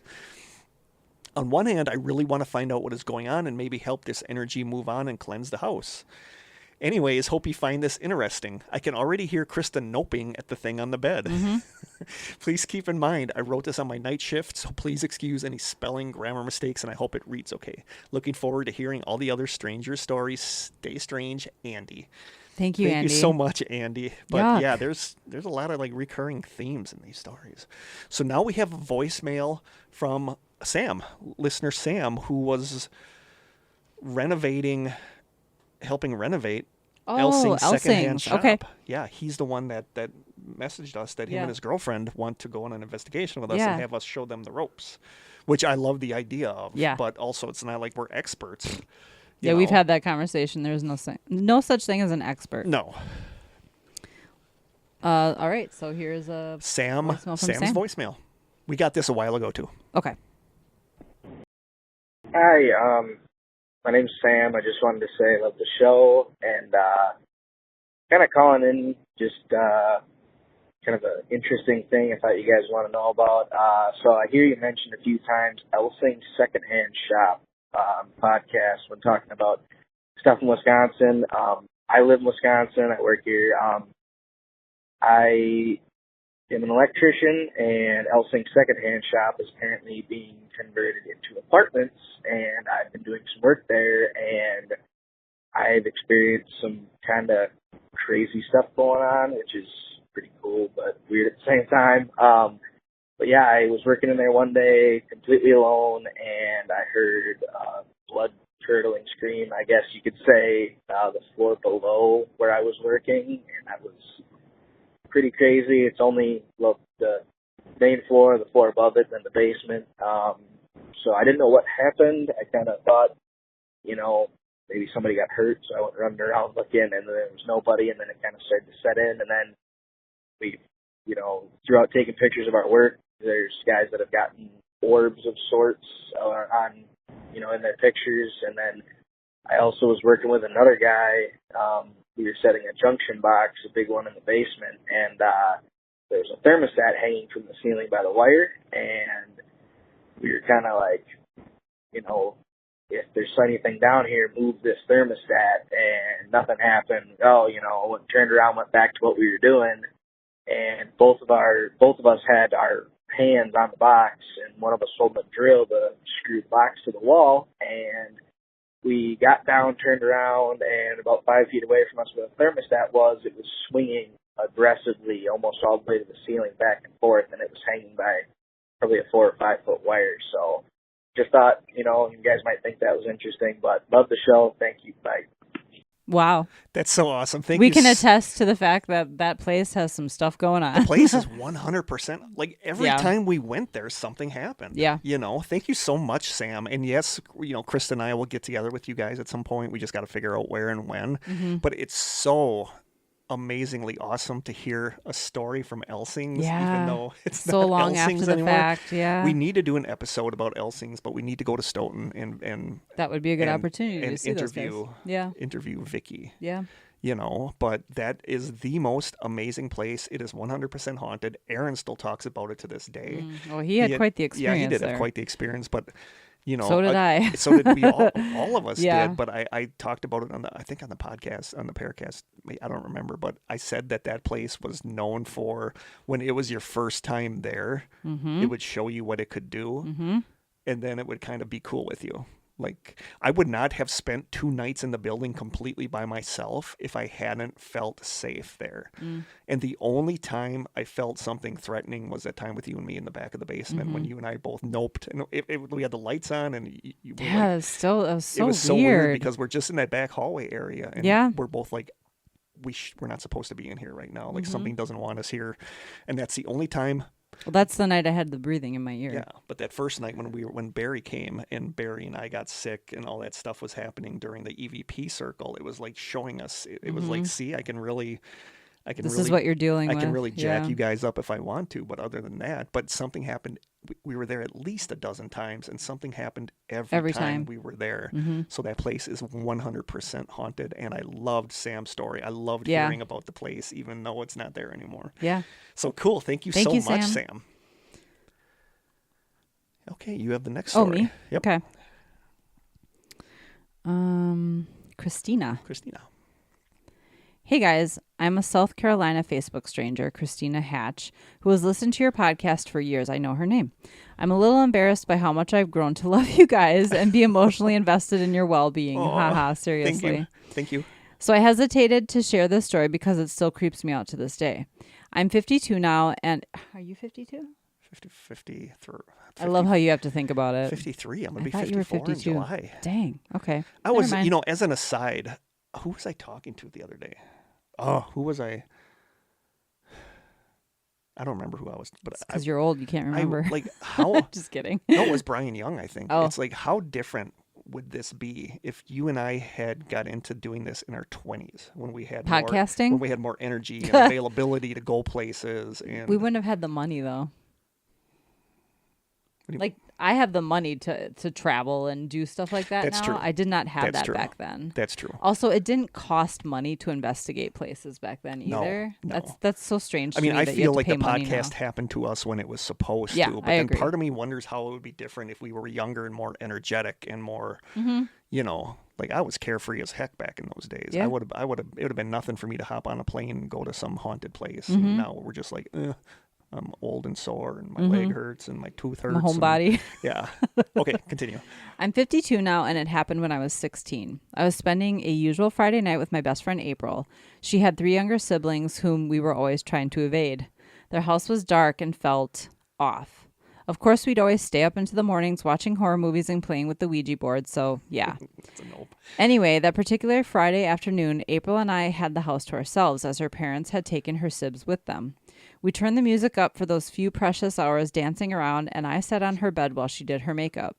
Her TV was off, positioned across the room from the bed I was seated on, and the dark screen gave me a clear reflection out into the hall past her open door. As April was talking, I was listening while staring blankly at the TV screen and noticed her younger brother, JR, about 14 at the time, what is going on? Walked down the hall past her room. I'm guessing it wasn't JR. Well, no, their sibs are with the parents. Oh, yeah. I was irritated, but knew her family was due back any time. JR oddly reeked of vomit, though, to the point it made me gag a little. When I mentioned to April that I'd seen and smelled JR walk past her open door in the TV reflection, she froze. Her eyes were as big as saucers, and she whispered, "We need to go outside, now." We ran out the front door around to the carport, and sure enough, no one was home.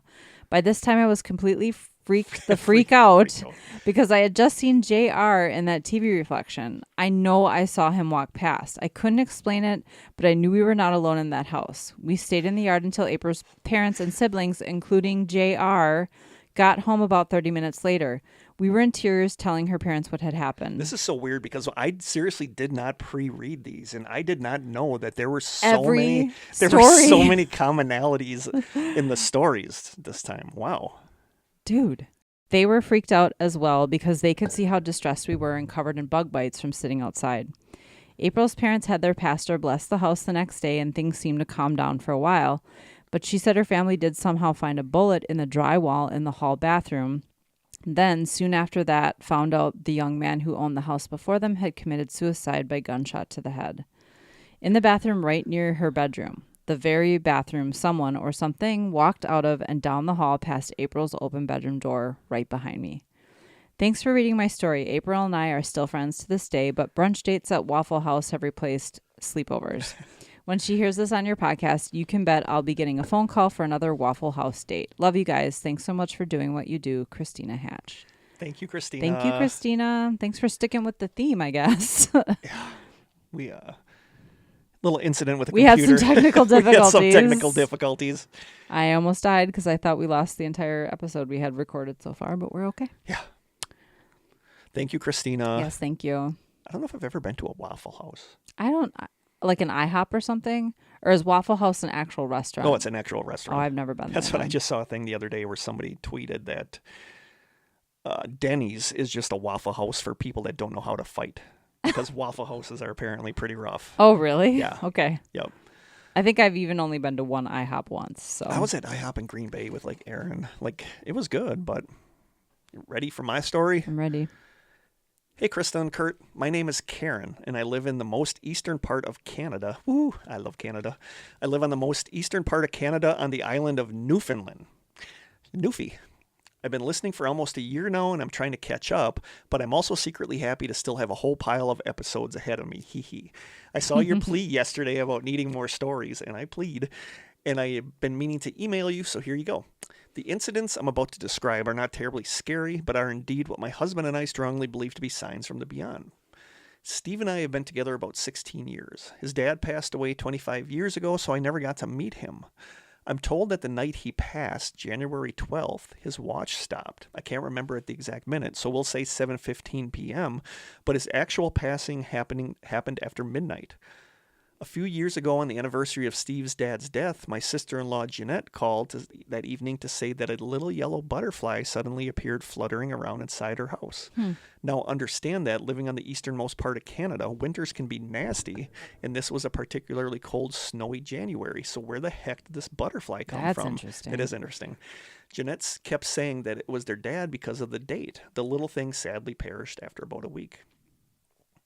The next year, again on the anniversary of their dad's death, Jeanette called that evening to say that two of her clocks had stopped at the same time their dad's watch had stopped. That's weird. We were quite amazed, especially considering the butterfly the previous year. And again, Jeanette was saying it was their dad. I said to her, one clock stopping at that time you'd easily dismiss. Two is to send a message. The next year, the anniversary of their dad's death, Steve and I had eaten supper, and I was finishing up the dishes. I turned around to notice that the light was on in our oven. Before this, the light had been burnt out for a year or so. We tried replacing it, but the switch on the stove must have been broken because we couldn't turn it off with the new bulb, so we opted to leave the old, burnt-out bulb there to avoid the light being on constantly. So when I saw that light on in the oven, it stopped me in my tracks. Steve was taken by surprise, too, when I told him. The broken filament ends were obviously touching, but considering that for all that time we had been cooking, opening and closing the oven, and the light had not come on once in our presence, it was pretty startling to have it happen then. About an hour later, it dawned on us that we hadn't checked the time. We often eat around 6:30, so it would have been close to, yep, you guessed it, 7:15 p.m. The next year, again, it was after supper. We were in the living room chatting.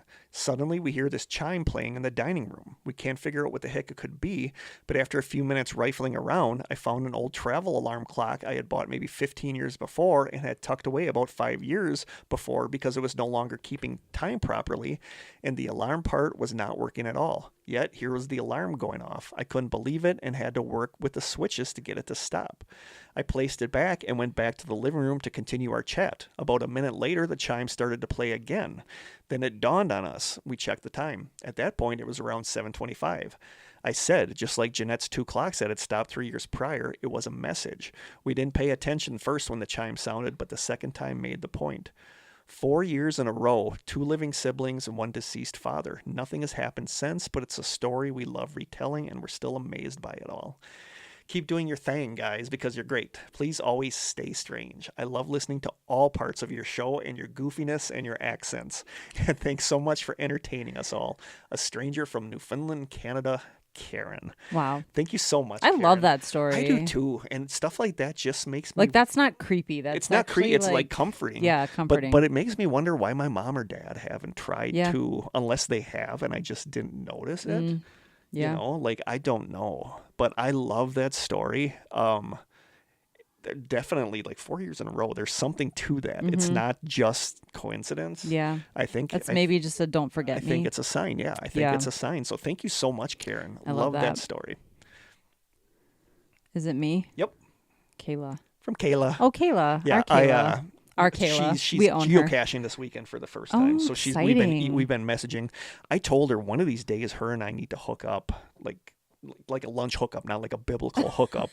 But you know what I mean? She's married. Yeah, like to go to lunch or something, because we know we do message each other a lot, and I've never met her, so it would be cool to do I miss lunch. her. We used to work together. She made us our cake for our, was it our 50th episode? Our 100th 100th episode, episode. I think. Okay. What's up, Kayla? It says, hi, Kurt and Krista. Krista, I miss you. I miss you too. Thank God for the podcast so I can still hear you. Kurt, I miss you too, even though we haven't actually met yet. LOL. I miss you too. Kayla. I love the name Kayla. Yeah. It's always been ever since I watched Days of Our Lives back in the day. Oh, I Kayla. loved the name Kayla. I have 2 stories for you to pick between if you need some filler. Oh, we're reading them both. You got it. Okay, story number 1, Freddy Krueger shirt. I'm intrigued already. We're pretty used to hearing things in our house. Footsteps upstairs when everyone is downstairs, and occasionally seeing things like a shadow of a dog that we've dubbed Ghost Dog when all of our actual dogs are by us. But there was one time that really got to me. I scrolled down too far. I had just bought some new crystals and was heading upstairs to put them in my home office. My office at the time had a lot of stuff in it as we hadn't bought our storage unit yet, so by no means was it clean, and there was pretty much just a walkway to my desk and back out. I went to put my purchases on my desk when I saw movement out of the corner of my eye. The kids were by their mom, my husband was outside, and all the dogs were downstairs. I turned to look and see what looks to be a man wearing an orange and green version of the Freddy Krueger shirt. I don't recall seeing any facial features, which was unnerving. And then it charged at me. Oh, that's definitely creepy. Oh my What gosh. the heck? I opened my mouth to scream but couldn't get the sound out as I was hit with a blast of cold air while being rushed through me. I dropped my crystal, bolted down the stairs, and ran outside to my husband. I told him what I had seen, and he asked a few questions, then said, "Nope, not one that I'm familiar with." Nope, that's not one of the ghosts I know. He and the kids see things from time to time, whereas I more so just feel them if they're not animal form. We went back inside, and he came up to my office with me while I finished putting my things away and smoke cleansed the space. I told whatever it was that if it needed a place to stay, fine, but don't fudge with the kids or the dogs. Respect the living beings and we'll be good, but if you can't do that, GTFO. I haven't seen or felt them since, thank goodness. That's freaky. I can't imagine feeling like something's running at you. No. I would die. They're I would just die. The not having like facial features. Yeah, that's creepy too. I was Like, is that intentional? well. I was contemplating doing another episode about creepy creatures, and like I love that Monsters Among Us kind of created the idea of the mirrored men. Like I would love for us to have like a creature that's just ours. So anytime I'm looking at Reddit stories or whatever, and there's like a creature that's kind of like similar to other ones, I have like a running list of them. And two that I'm really fascinated by that I'd like to do an episode about are something called static men, where it's just I've like heard a about static this. looking Yeah. person, and something called the faceless, where it's Ugh. things that don't have like it's like a creature like, where it should have a face. It's just blank. Doesn't the Slender Man allegedly Kind not of, have yeah. a face? Yeah. So okay. I'm obsessed with like faceless creatures. So it's just weird that that's kind of what her story was too. Yeah, that's creepy. This one's not creepy. Consider it a palate cleanser. My husband's grandma Judy passed away not long after we started going out, but I had gotten to see her a few times before she passed, and we got along pretty well. She loved Disney, game shows, racing, and liver and onions, and her birthday was just a few days after mine. My dad loved liver and onions. I feel like a lot of older people love liver. I love the smell of it. I guess I've never had it. Like I love liverwurst or Braunschweiger. Yeah. So it's like, but I think it's different. I never. I think had it it, smells so really good when it's cooking. Yeah. They used to serve it in a restaurant that I was a waitress at in high school, and I still remember that smell. Yeah. But I remember just the Did you idea ever of eat it? No. Okay. I can't attest to if it tastes like it smells. There were 2 days back to back between my birthday and hers this year where I went up to my home office to get something off my desk, and a female cardinal tapped the window with its wings a few times, then sat on the branch in front of it. I would sit down and just watch her for a bit as she would watch me back, then fly over to a different branch and watch me from there. Both days it played out exactly the same. I hadn't seen female cardinals around much before. They were usually males. I've heard it said that cardinals are someone visiting you from the other side, so I figured it was someone we knew, but I wasn't sure who. I've heard that too. Until I was doing dishes on the third day and noticed a red ladybug. Not one of the orange Asian beetles, an actual red ladybug, which to me seems really rare because all we get are the Orange. Asian beetles now. Near the kitchen sink. And that is a sign of a loved one visiting you too. I've heard that. I could not recall seeing a red ladybug for many years, so I was pretty excited about it. That's when I remembered that Judy used to call my husband's sister Love Bug, and that the red ladybugs in their family were called love bugs. I quickly texted my husband's aunt and told her about the cardinal thing and the ladybug, to which she said, "Yep, Grandma wanted to say hi to you. She's probably wishing you a happy birthday." Oh, Well, that's what I have to share for this time around. I love and miss you guys. Stay strange. love and miss you too. Yes, we love and miss you too, Kayla. Thank you so much, Kayla. Those are awesome. Yeah. Like, I love ladybugs. I will not kill a ladybug. No. I don't even like killing the Japanese beetles. I just No. get them outside. Like I said, the only one that I have no qualms about killing are wasps. I hate wasps. And house centipedes. like I won't even kill a centipede. Oh, like, I will. don't hate them, but like They're fair game. I will not kill a bee. Like I love bees. Oh, yeah. But I specifically plant stuff for the bees. wasps, But wasps are a different story. Wasps, I'll go off the They road in terrify my car me. to try to drive over a wasp Yeah. to kill it. I hate wasps. They freak me out. Yeah, they freak me out too. But I love ladybugs, and I've never heard that ladybugs are someone visiting you. Cardinals I have, and I've seen a lot of cardinals lately. One flew in front of my car when I was on my way down here this morning. Yeah, So- we have tons of cardinals here. Thank you so much, Kayla. Yeah, thank you, I Kayla. don't ever want to run into your Freddy Krueger guy. Yeah, That's no. for sure. You can keep that one. Now we have a voicemail from listener Brittany. BDZ? Not BDZ. Oh, okay. I got all excited. I mean, not that I'm not excited for Brittany. I'm just excited for BDZ. We still got to get BDZ on Yeah. at some point this We season. do. Hi, Kurt and Krista. My name is Brittany, and I am from Indiana. I live in the Chicagoland area. I've been listening to your podcast since the beginning, and I love it. I look forward to it every 2 weeks. And I just wanted to share a couple stories. So I have two stories. Three, but one of them is mine, one is my husband's, and one is my friend's. So the first one actually involves my husband and me. Around 2012, 2013, we rented this house, and it was a small two bedroom, one bath house. and we really liked it. We had no problems with the house. Everything was fine. But I wanted to decorate the house. So I bought a mirror to hang up in the living room, and I hung the mirror right by the front door. But when I hung it, because it was right by the front door, I wanted to make sure, like, if we walked in and slammed the door or something, that the mirror wouldn't fall. So after we hung the mirror up, I slammed the front door a couple times just to make sure that, it wouldn't fall. So after I hung up the mirror, I also went to Family Dollar and I bought like a little shelf. The shelf's probably like a foot long, and then I bought some little tea light candles to go on the shelf, just to decorate. We didn't have a lot of money, but we wanted to make the house look nice. So anyway, we put the shelf and the tea light candles up. So maybe 2 or 3 nights later, while we were sitting in the living room watching TV, the shelf just fell. Neither one of us were moving. I was sitting on the couch, like right under the shelf, and my husband was sitting on the couch across from me. And we're watching TV, and the shelf just fell. So I'm thinking, okay, maybe I didn't hang it up there good or whatever. So I go and I put the shelf back up. When I put the shelf back up, like the nails that were there were still there. They're still in place. So I couldn't figure out why it fell, but I'm thinking, okay, it's cheap. So maybe it just fell because it's not, it's not that good of quality. So I hung it back up, put the tea light candles up, and that was that. So a couple of days later, same thing. We're sitting in the living room and the shelf just falls. So I'm like, okay, it has to be the nails or something. Like when I look inside the shelf, again, this shelf wasn't even like a pound. It was super light, like cheap little, thing.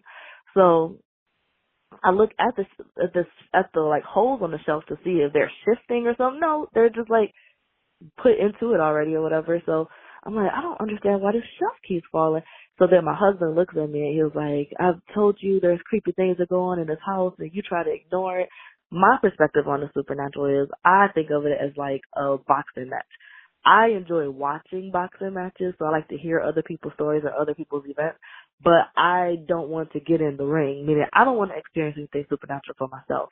And I tell everybody, like, if you love me and you pass away, don't visit me if you really love me. Let me see you when I get to the other side.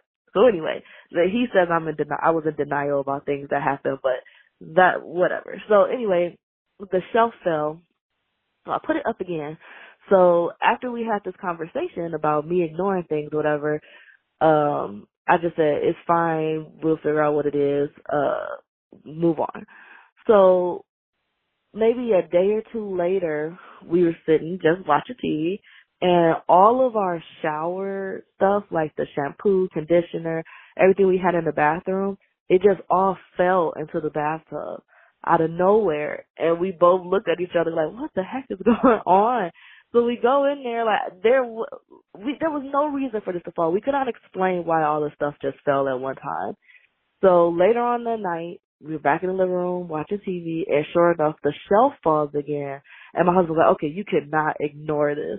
So again, I choose to not, tell him, like, don't worry about it, it's nothing. I actually put new holes in the wall and hung the shelf up again.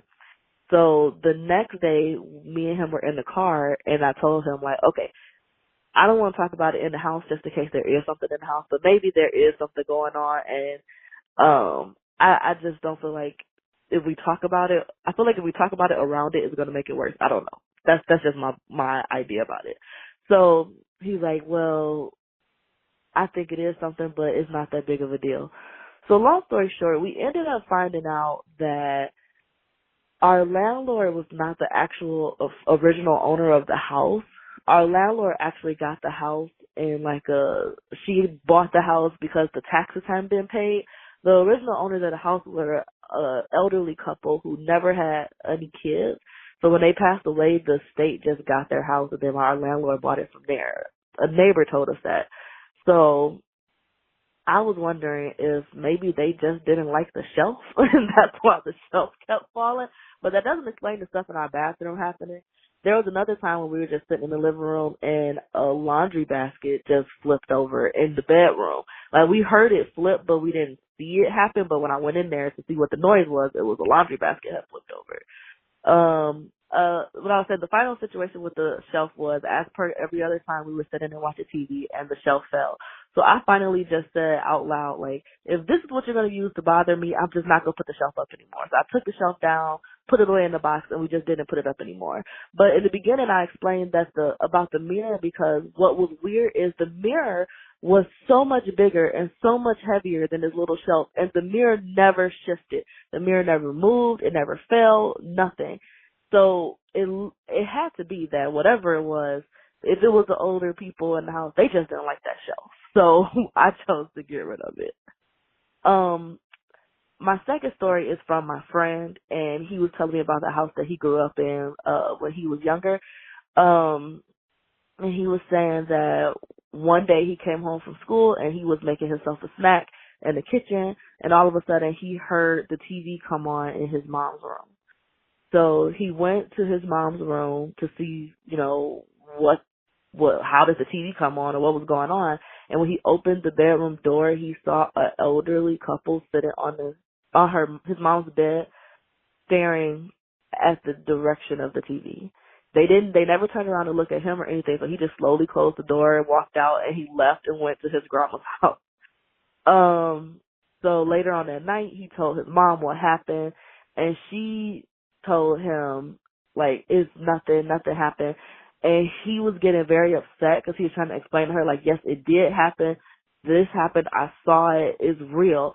And he said as they were having this, like, debate back and forth, you could hear all of a sudden footsteps running up the basement stairs, and the basement door was in the kitchen where they were. You could hear footsteps running up the basement stairs, and they both got quiet and they started looking at each other as they were listening to it. And as they were listening to the steps come up the stairs, the kitchen sink came on, and they just both, like, looked at the kitchen sink and looked at each other, and they were quiet for some time before he says, "There, Mom, do you believe me? Like, now do you believe me that I saw that? Look at what just happened." And he says she just started praying and I don't know if she had somebody from the church or some family members, but they all came and, like, blessed the house, and nothing happened after that. So I have a third story, but I'll call back and tell that one. Thank you. Bye. I first of all, her sense of humor cracks me up. Oh my God, thank you. The boxing ring analogy. That's perfect. That's like, stop it. I love that so much.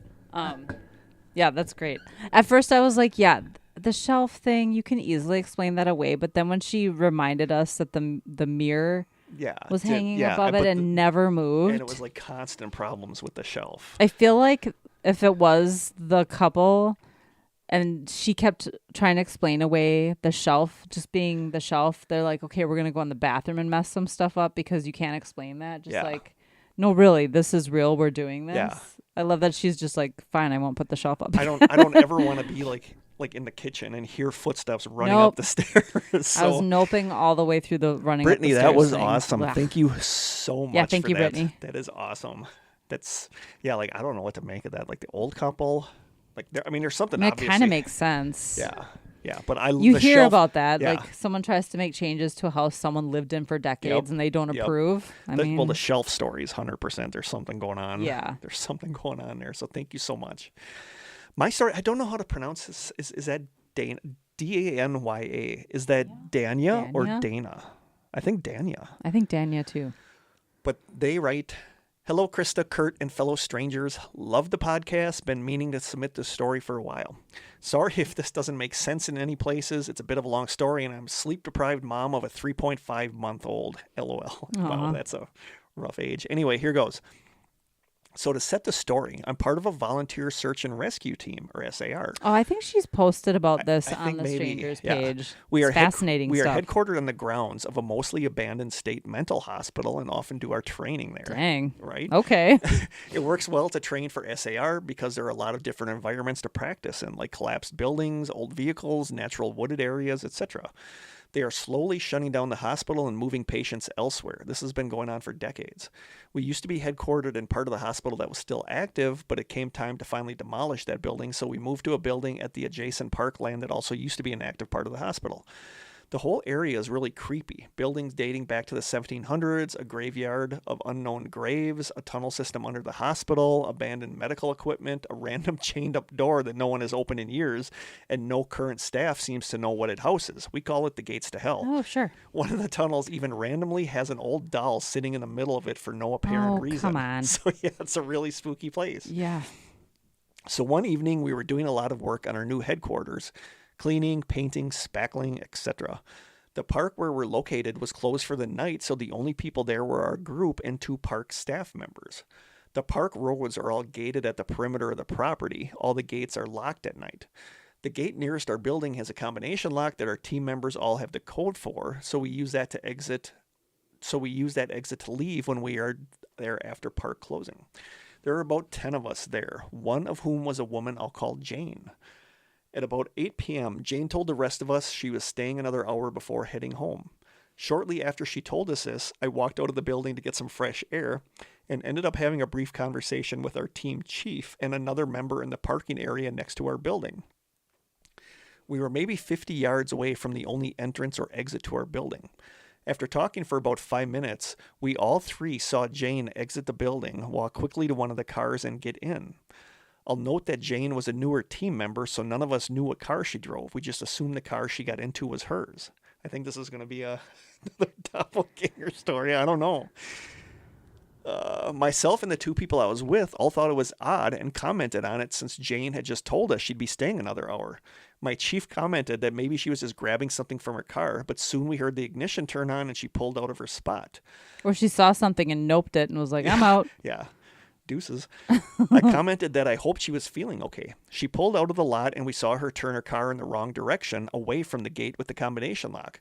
We tried to wave her down and remind her that she couldn't get out that way, but she just drove off. We kind of just laughed and said, well, I guess she'll realize her mistake and we'll see her drive by again in a minute.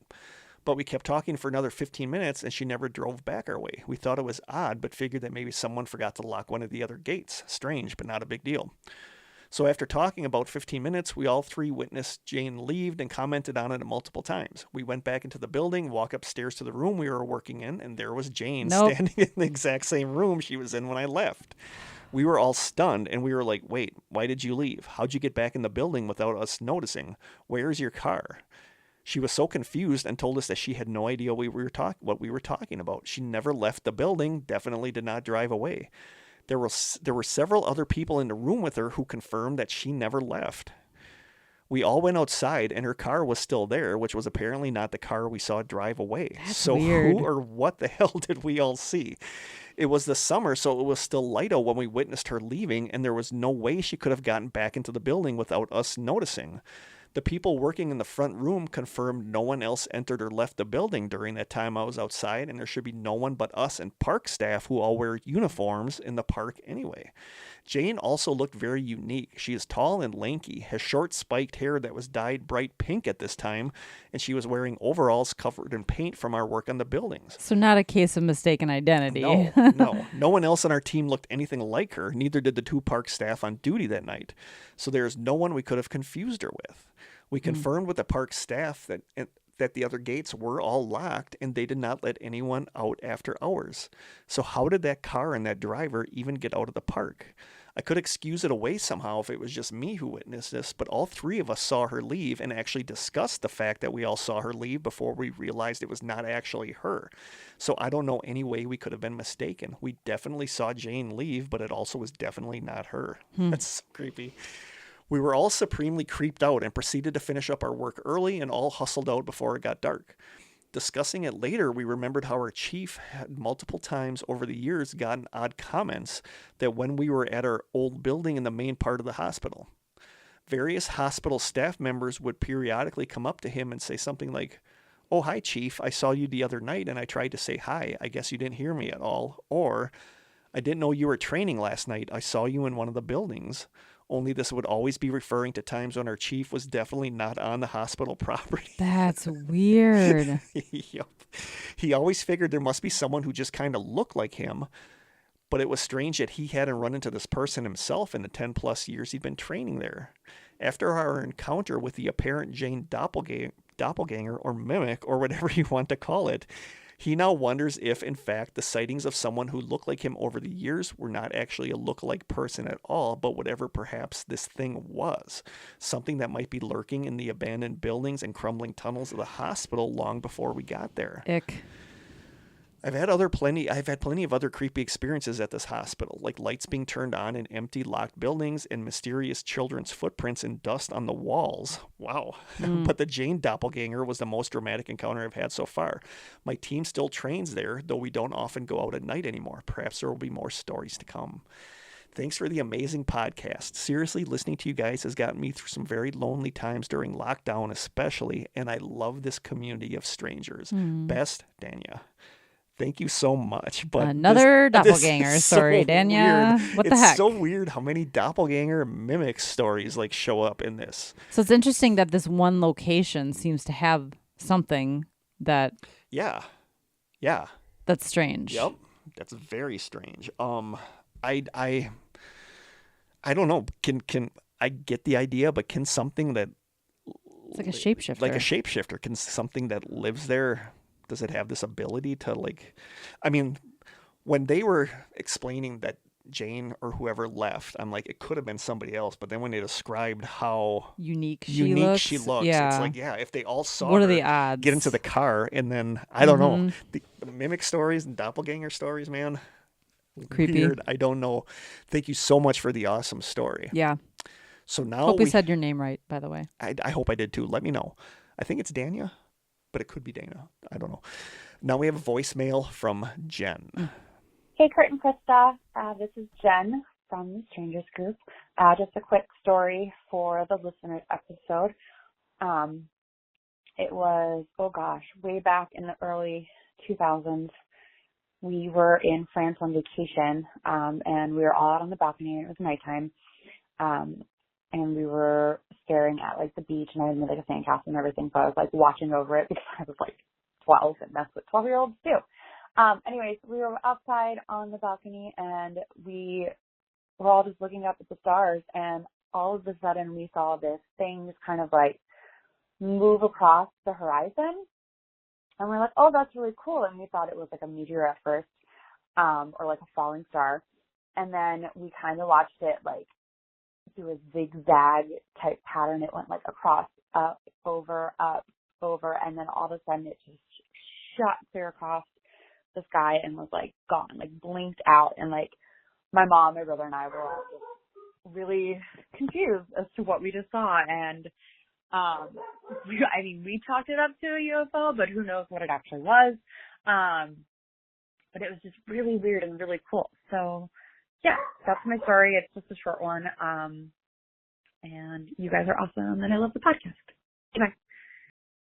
I feel like UFO stories are so rare. Yeah, thank you so much, Jen. Yeah, we don't get a lot of those. No, that's and it's so like, cool. It's one of those where I could be like, it could have been a space or like a craft that we're testing, like a military thing. But when something zooms away like that, that's when I start to wonder if it's not a. Well, and I don't know how old she is, but if she was, did she say 12? I think so. I mean, drones haven't been around that long, have No, they? At least no. where people owned them personally. Yeah. So. No, and I've been hearing a lot of stories like just like this one lately. So I don't know. Like it's the fact of it shooting off that makes me think it's something not ours. Right. You know. But yeah, definitely love that. I love the UFO stories. UFO. Yeah, we don't get a lot of those. Yeah, so thank you. Cool. Thank Thanks, you so Jen. much for sending that in. Is this the last? Is it Sabrina? Yes. I feel like there was one we got last night that I don't know where it is. So maybe if we forgot you, It's not Sabrina? This is Sabrina. No, but she I thought sent it I could have last night. sworn we got another one. Oh, and I don't have access to that email. Yeah. So I don't know. So if we forgot yours, let us know and we will read it in the next episode because I feel like I'm forgetting one somewhere in here, but I don't know if I am. So this might be our last one. This is from Sabrina, who begged us to read it. Yeah, I got a was messenger note from her. Yep. So from Sabrina. Message to K&K. Hi guys, I know the second one is long, but I promise it's worth it. I need to hear your guys' thoughts on WTF happened that night. Cryptid, demon, weird spirit, you all tell me. Oh God. Would probably help to read these two sequentially. So we're going to read them. Story number 1, Grandpa's. Not scary. Feel free to edit for length as I get wordy about my fam. My grandpa Simon was an amazing man. World War II combat veteran, husband to my grandma for 60 years. He hung on for her and passed the day after their anniversary. Wow.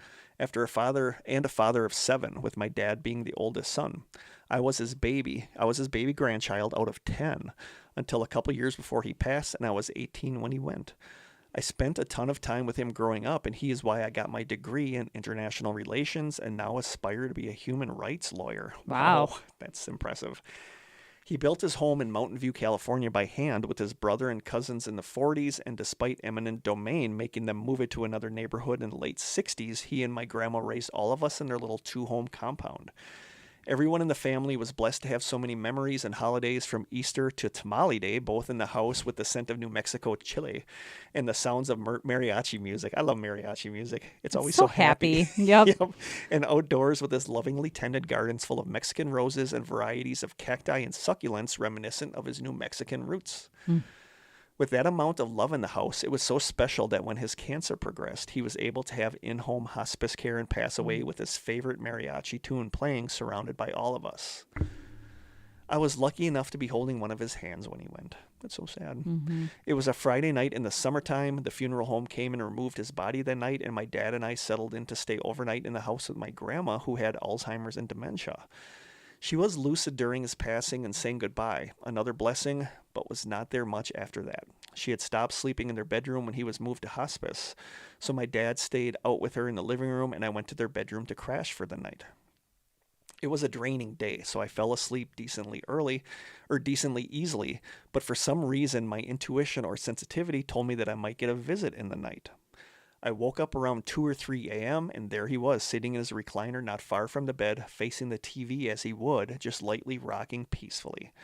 I distinctly remember not being scared at all, but looking from him to the old-school alarm clock with the red digital numbers, back to him, and yep, he was still there. I could tell he was doing his own thing, just making peace with leaving his home and leaving us. I woke up 2 more times that night, and he was still there. Again, I would wake, just see him there, look at the clock, look at him, clock, then him, and then just go back to sleep. I didn't want to disturb him, and it was comforting to feel like I was getting a glimpse into his transition. I love that idea. When I woke in the morning, he wasn't there, but the chair still had the slightest rocking going, as if someone had just gotten up out of the chair not long before. My family and I were raised Catholic, and while I wouldn't say the house was haunted or that any of us were mediums, there's definitely a strong woman's intuition and sensitivity with some of us. I expected my dad to maybe or maybe not believe what I had seen, but that it would at least bring him some comfort. When I first brought up that I had seen Grandpa in the room, I could tell he was working hard to keep an even expression and not react to me, saying that he was here and that I saw him in the room with me. I initially took it as him humoring me and not wanting to poo-poo on my story, until he hit me with, quote, "Was he standing at the foot of the bed too?"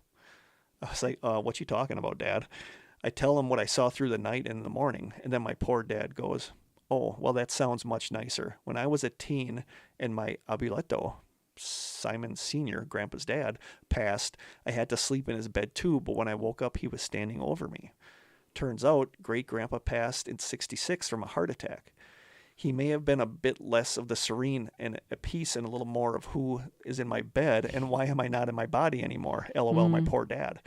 I have my share of scary stories, but never about my grandpa. He still visits me sometimes, but only in dreams now, but still very strange. A father and son appearing in their respective bedrooms the night they pass, first to my dad, then to me."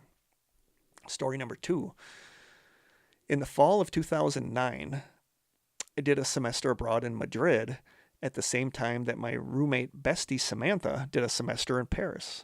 While there, we were set up living with host families, which were much less families and more senior-age senoras, madames, who signed on to host students in spare bedrooms of their flats and to provide 2 meals a day.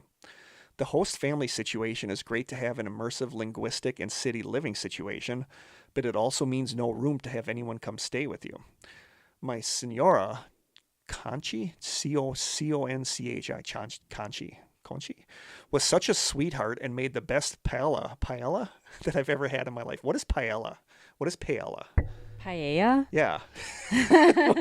I've never had it. I see it It's made everywhere, in like but this humongous pan, and I've never had it. No, I keep seeing the name, but I have never had it either. I think it has a variety of like maybe seafood and vegetables I thought and seafood. pasta. I thought it was something seafoody. Yeah. Sam's madame, let's call her Claudette, was not the hospitable type and was made clear. Sorry, it's rice, not pasta. Okay. Made clear that when I come to Paris for the weekend visit we planned, I wouldn't be invited over, as that's not how they did things. Knowing how dangerous it can be to travel and stay in a hostel alone, I was very careful to pick a daytime flight on Friday and a hostel that had female-only accommodations, which is actually a really cool thing. I like that they do that. Mm-hmm. The unfortunate part was that while I could get around France decently well reading signs, menus, etc. due to the shared Latin roots of French and Spanish, without Sam with me, I was helpless in understanding Parisian speaking. Mm. The hostel was easy enough to find, and Sam escorted me there, so there wouldn't be any trouble getting into my room. I showed my printed out email listings what room I had booked, confirmed it was an all-girls accommodation, and I was given a key and told to get to the room at the top of the narrow zigzag staircase that went up 4 floors in the hotel. Once we were in and I had my stuff down, Sam and I said goodnight, and she left for her homestay while I settled in for a good night's sleep before we started the weekend in earnest on Saturday morning. To describe the events that played out over the night and morning, I'll describe the layout of the room. The door to the room opened to reveal a door on the immediate right which held the bathroom, and a long hallway that opened up on the left at the end with a large bedroom furnished with 4 sets of basic bunk beds. Classic hostel stuff. I've never been in a hostel or to a hostel. Mm-mm. We were pleased when I arrived to find out that not only was I alone, but no one else had booked the room for the night, and they were only expecting some Australian girls on a backpacking trip late the next morning. I was already sleepy, so I didn't have a problem turning on some calming music and falling straight to sleep in just my cami and short shorts. What's a cami? Camisole? Mm-hmm. Okay. The nightmare started when I woke up to the sound of the room door being unlocked and men's voices filling the hallway. That's freaky. Yep. It was definitely like still, from a safety perspective. Yes, That's scary. Yep. It was definitely still hours before sunrise. For the split second hearing the key turn before the door opened, I told myself the Australian girls must have just arrived early and would be fine. No such have luck. Deep voices. Boisterous and slightly drunk-sounding French voices filled the hall as they walked towards the bedroom where I was in the closest top bunk to the hall. I froze, not knowing whether I should pretend to be asleep or not, but knowing for sure that I had heard at least 3 men, and they were all speaking French. I stayed still as they came around the corner and reacted to seeing me there. I heard exclamations of surprise and maybe delight. Oh, that's creepy. Yeah, that's really creepy. I would freak out. Hard to tell, but immediately I knew I needed to sit up and see what I was dealing with before they could assume I was asleep and vulnerable. More than a 20-year-old woman alone in a foreign hotel already is.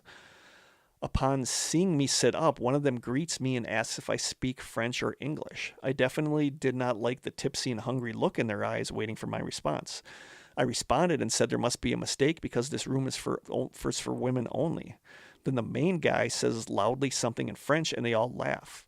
I look from face to face waiting for someone to let me in on a joke, and the main guy says in his thick tipsy accent, quote, I said, well, you are in a room of men now.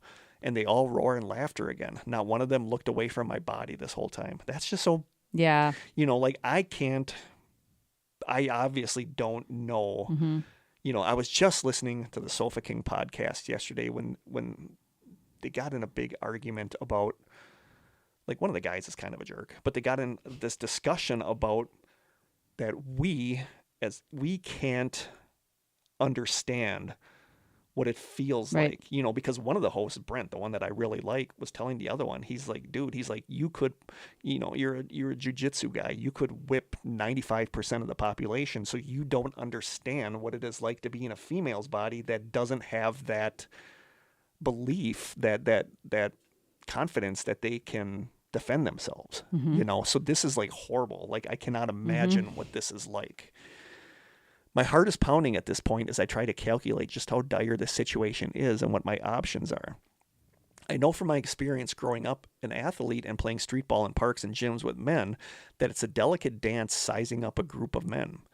Too vulnerable and helpless, they can see you as prey served on a platter. Too combative or defensive, they can see it as a challenge or insult that they have to attack. Normally, I don't care how anyone, especially strangers, perceive me. I'm unapologetically myself and pretty tough, but I knew immediately that I had to be very careful. It's honestly hard to remember what happened next. They laughed and stared. I was terrified by the whole room of men comment and the general leering, but I was committed to not panicking. I knew it would be a bad idea to try to leave. I'd have to walk through all of them to do so, and I hadn't even yet seen how short my sleep shorts were under my blanket. I know I prayed to my grandpa for protection and to get me through the night without incident. I wrapped myself tight and hunkered down. Thank goodness, despite them setting up their beds all around me, nobody touched me. They came near, they jeered in French and seemed to make jokes about what they could do or what their fellows would or wouldn't be bold enough to try. God, that's horrible. Yeah. I ignored them and kept my wits until we fell asleep. I know it sounds impossible at this point, but the morning is where it gets truly terrifying. To this day, I don't know if I even want to know what it is I saw and what it wanted with me. Oh my gosh. Okay. It's going to get worse? I suddenly snap awake to the sounds of a key turning in the lock and the door opening. Of course, immediately in my sleepy haze, I hope that it's the men leaving. But I look around and they're already gone. Somehow I slept through all four of them waking up and leaving with their many bags and suitcases. I hear footsteps of just one set of feet enter the room and stop after a couple steps. The bathroom door is about that far from the front door, so all I could presume is someone was either back because they forgot something, or it was the housekeeper and she didn't think anyone else was in the room anymore and she was going to start cleaning. It wasn't either of those people. I don't even think it was a person. I listened for what felt like 5 long minutes and heard nothing, which confused me to the point that I thought maybe I had dreamed the door opening and the short-lived footsteps were just a fear snap from last night. But just as I convinced myself of that pleasant explanation, the footsteps continued down the hallway towards me. They were slower than they should have been. Step, step, step, step. It felt like an eternity hearing something walking along that hallway right behind the wall. Soon, whoever it was would come around the corner and we would see each other. It was at that point, when they must be coming right into view and I tried to crane my neck to see who it was, that I realized I couldn't move a muscle aside from my eyeballs. I was flat on my back at the time, facing the ceiling. I realized I wouldn't be able to see whoever it was unless they came and walked up to my bed, and in that case they would already be way too close. They did, and they were. I worked hard again not to panic as I listened to it step into the open bedroom area. Maybe I was just so tired and stiff from traveling and the rough night that I would loosen up. It was at least a hopeful thought. Hope left me when it made an immediate left to walk up the aisle that would lead to me in my bed. Step, step, step, step. I began to hear the sound of vague hot breath that didn't sound human. Yikes. I strained my eyes and saw a black shape that I didn't understand. This is creepy. Mm-hmm. From what I can see, as I could only see roughly from the chest up from my angle on the top bunk, it was maybe a person, but it couldn't be. For one thing, its skin was black, not in the way that someone with highly melanated skin can be very dark brown, but pitch black. Head was bald or had very short hair, no clothing, and skin that appeared to be greasy or tarry black, as if I could run my hand on that skin and then smear greasy black on another surface with my hand. Yikes. I couldn't make out eye definition, just that it seemed to have the shape there of sockets. I saw at this point that it was undeniably walking straight up to my bedside, where I was there paralyzed, fighting to will myself to break free. It suddenly was close enough that I could see it had a mouth, which was beginning to open, but the mouth had no lips at all, no visible teeth, and was also totally black on the inside. This is so creepy. I don't like this. The open mouth breathed that hot, slow breath as it approached, and I again began to call upon my guardian angels and any higher power who would listen to somehow give me back control of my body and to cast this thing away. It arrived at the point where my head was and turned towards me. Because I was on the top bunk, its face was close enough to lean over and kiss me. Ugh. It opened its fully black eyes, which I could distinguish only as the eyes were glossy and wet, and that the skin, now I could see up close, was textured like an old person who didn't have many wrinkles, but it had a tightly stretched skin over its lean muscular frame, and every inch of it looked like it would leave a trail of black schmear on anything it touched. As if that wasn't bad enough, it did start to lean over me, almost as if for a kiss, with that lipless mouth drawing breath and bowing itself closer and closer to me. At this point, my survival instinct must have kicked in just enough, and I was able to just turn my head away from it. Now I could hear it breathing, still leaned over, unmoving, and all I can remember is going into a state of silently begging and pleading anything that is good and light and strong to save me from this monster. I entered a trance state. I could hear it from there, but felt intrinsically that it could do no more than be there, as if I had a protective bubble that it just couldn't penetrate, but it was willing to wait. I leaned into this state and believed in the protection, and I honestly believe that belief I put into the bubble is what saved me. I could still hear it for the next 30 minutes to 1 hour, more and more faintly. Eventually, I realized I could move again. I also realized I couldn't hear it. I slowly turned my head, nothing there. Looked on the floor where there would surely be greasy black footsteps, but there was nothing there. My instinct said, don't get complacent, get the F out of there. I grabbed my belongings, texted Sam that I needed her to meet me ASAP, and hightailed it to the door. Did I notice the door shut and light on in the bathroom? Yes. Did I notice the shadow on the floor looking like someone was standing on the other side of the door? Yep. But when I went back to believe in the bubble and threw the front door open, blocking the bathroom door, and was gone. This was about 15 years ago, and I still don't know what to make of it. In that era in my life, up until around 2013, I had several paranormal experiences, and I lived in a very haunted house after college that I plan on sharing stories from. But this was something else. I'd also like to add that I've had sleep paralysis since this happened, especially frequently in the haunted house, but this was different. I was awake and moving and aware before I was frozen. Then I was also able to move my head that small amount while it was still there. I really don't know if I want to know what it was, but I tell you what, Madame Claudette had an extra student in the home for the rest of that weekend, whether she liked it or not. Sabrina. Wow, Sabrina. Wow. Thank you for sending that. I'm glad. I'm horrified by literally all of it. Like, I just... and I don't like the thing with the guys just bothers me. Like, I don't. It's unfortunately, all too common. As a guy, I don't know what to think of that being a guy. Like, there's just such, like I feel, like is it mansplaining for me to say that I feel like I can't understand what that's like to be a female in that situation? Is that me pandering to women? No, because I've seen so many posts about women who experience stuff like this and men who are like, or how a woman says, I was out jogging and a guy coming the other way actually crossed the road so that I wouldn't feel unsafe. And another guy's like, why would you do that? He has a right to be there too. And it's like, you don't understand though. No. You don't understand what it's like to be a target. I feel like I'm not a good judge of that because it's nothing for me to be the person that says hi, like when somebody else jogs by, because I don't have a mean bone in my body that I would ever, like, it's not like, am I coming across as creepy? Like, I never think of that because I don't have that mentality. Intention. Yeah. So I can't understand what it's like to be in that experience where these guys come in and you don't know what they're going to do, but my heart goes out to her because because I know what guys can do, especially when you have them, when they're drunk and egging each other on. That's when it's the worst because they want to prove themselves to their buddies. I admit that my mind is way more feminine than male, which I really think it is. Like, I have a very feminine aura, and I'm cool with that. So I'm sorry that happened because I can't imagine what that's like. But then it's like, one of the rational explanations for this would be that she was so freaked out by that experience, she had sleep paralysis, and that's what this thing was. But the fact that she said she was awake and moving around before tells me it's not sleep paralysis. No. And I'm sorry, but I'm not saying this is a demon, but if somebody said, describe what you think a demon looks like, that's pretty much what I would describe. Very demonic, Yeah, it sounded demonic. It reminds me a little bit. But I'm not a demonologist. No, it reminds me a little bit of the thing that I saw, the green thing I saw when I was a kid. Yeah, where it was green instead of being tarry black. Because it came up to me and it was smiling. But this is, like, if I think of, like you said, something demonic, this is it. Just blackness, just dark. And what is going on in France, people? Was the incident with the guys something that somehow led to this? Like drew it in? Yeah. It felt that negativity and... Yeah, like, I don't know, but holy cow, that was creepy. I don't know what to make of that. All of it was creepy. But I do believe that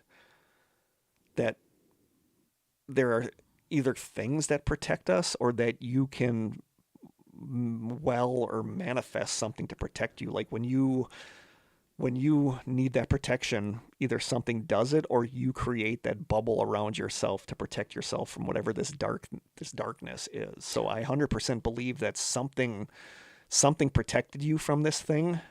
Well, isn't also part of like the whole idea of how a demonic possession happens is you have to invite it in. Yeah. And so isn't it then seem logical that you could actually ward it off as well? Yeah. Yeah, totally. Totally. But I don't know what to make of that thing. Yeah, I don't but either. it is not good. Right. And Sabrina, I'm glad you're okay Yeah. after that, because that was After all of those experiences. that's frightening as heck. So thanks for the story. Wow. And We're that's already it? at 2.5 hours, so I don't think we have time for any Reddit stuff. No, that's it. Yeah. I'm gonna do 2 really quick song recommendations. We Cool. don't have a listener question. And I have no song recommendations. Okay. I'm doing these because I liked both of these and I thought about doing them, and then I realized that there was a common theme in them, which is that both videos for these songs have a a blue and red thing going on in the videos, okay. which is interesting that they actually have this like in common. So the first song, this popped up, I don't know it just showed up in my YouTube, but this song is from over 10 years ago, and it's such a good song, and I ended up buying the album because I love this song. So YouTube comments, somebody writes, "This is one of the best songs of the last 20 years, for real. And the fact that it was all independent makes it even more epic. Pure, real, original music with no major label pop calculation. A major label would never support this kind of sound, and they killed it so hard that it deserves to go into some kind of Hall of Fame. This song slams. Pure, rare magic. What music should be. Gonna have it on repeat for a while." Somebody else writes, quote, "The song has a really catchy vintage feel to it. It's one of those that makes you feel happy as soon as you hear the opening bars. It's on every playlist of mine." Somebody else writes, quote, "I love these guys. They are keeping soul music alive in an age of garbage pop and rap. Thank God there is still real music out there. Not much, but if you look hard enough, you will find bands like this." Somebody else writes, quote, "MTV took me there. After a decade of playing crap, they finally got it right." Somebody else writes, "Love the lady background singer. She makes this work. I saw them in concert and she never once stopped moving." Then somebody else writes, "I love how they blend Motown, R&B, and rock. And it is the awesome song Money Grabber by the band Fitz and the Tantrums." Oh, Fitz and the Tantrums. It's such a good song. And like I listened to it, I forgot it even existed. Then I heard it and I'm like, oh my God, this song is so good. Like it's like somebody said, it's almost like they crossed Motown with the 80s in the 2000s. And just an amazing song. And I love the blue and red video. I love it. The next song is seriously one of my all-time favorite videos, and it's just such an amazing video and an amazing song. And some of the YouTube comments underneath it are, quote, "Genuinely one of the coolest I have a hard time with that word. Genuinely one of the coolest cinematography gimmicks I've ever seen in a music video. Only found these guys recently, and I must say it's improved my quality of life drastically." Somebody else writes, quote, "For anyone who's new to this group, fun fact, it's only 2 guys, lead vocals and bass from one guy and backing vocals and drums from the other. I know, right?" Somebody else writes, quote, "One of the coolest music videos I've ever watched, one of the coolest songs ever made, one of the coolest bands with incredible talent from both band members. Oh, and amazing in concert." And then somebody else writes, quote, "The real trick is figuring out this video."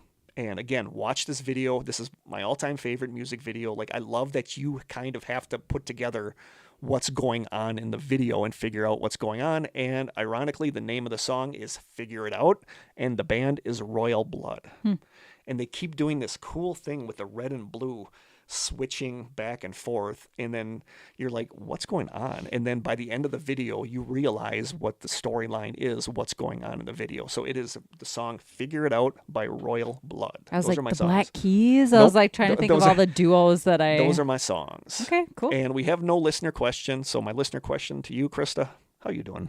I'm good. Good, thank you. So there we have a Boom. question. And do you actually listen to the show, Kurt? No. I'm not sure that counts then.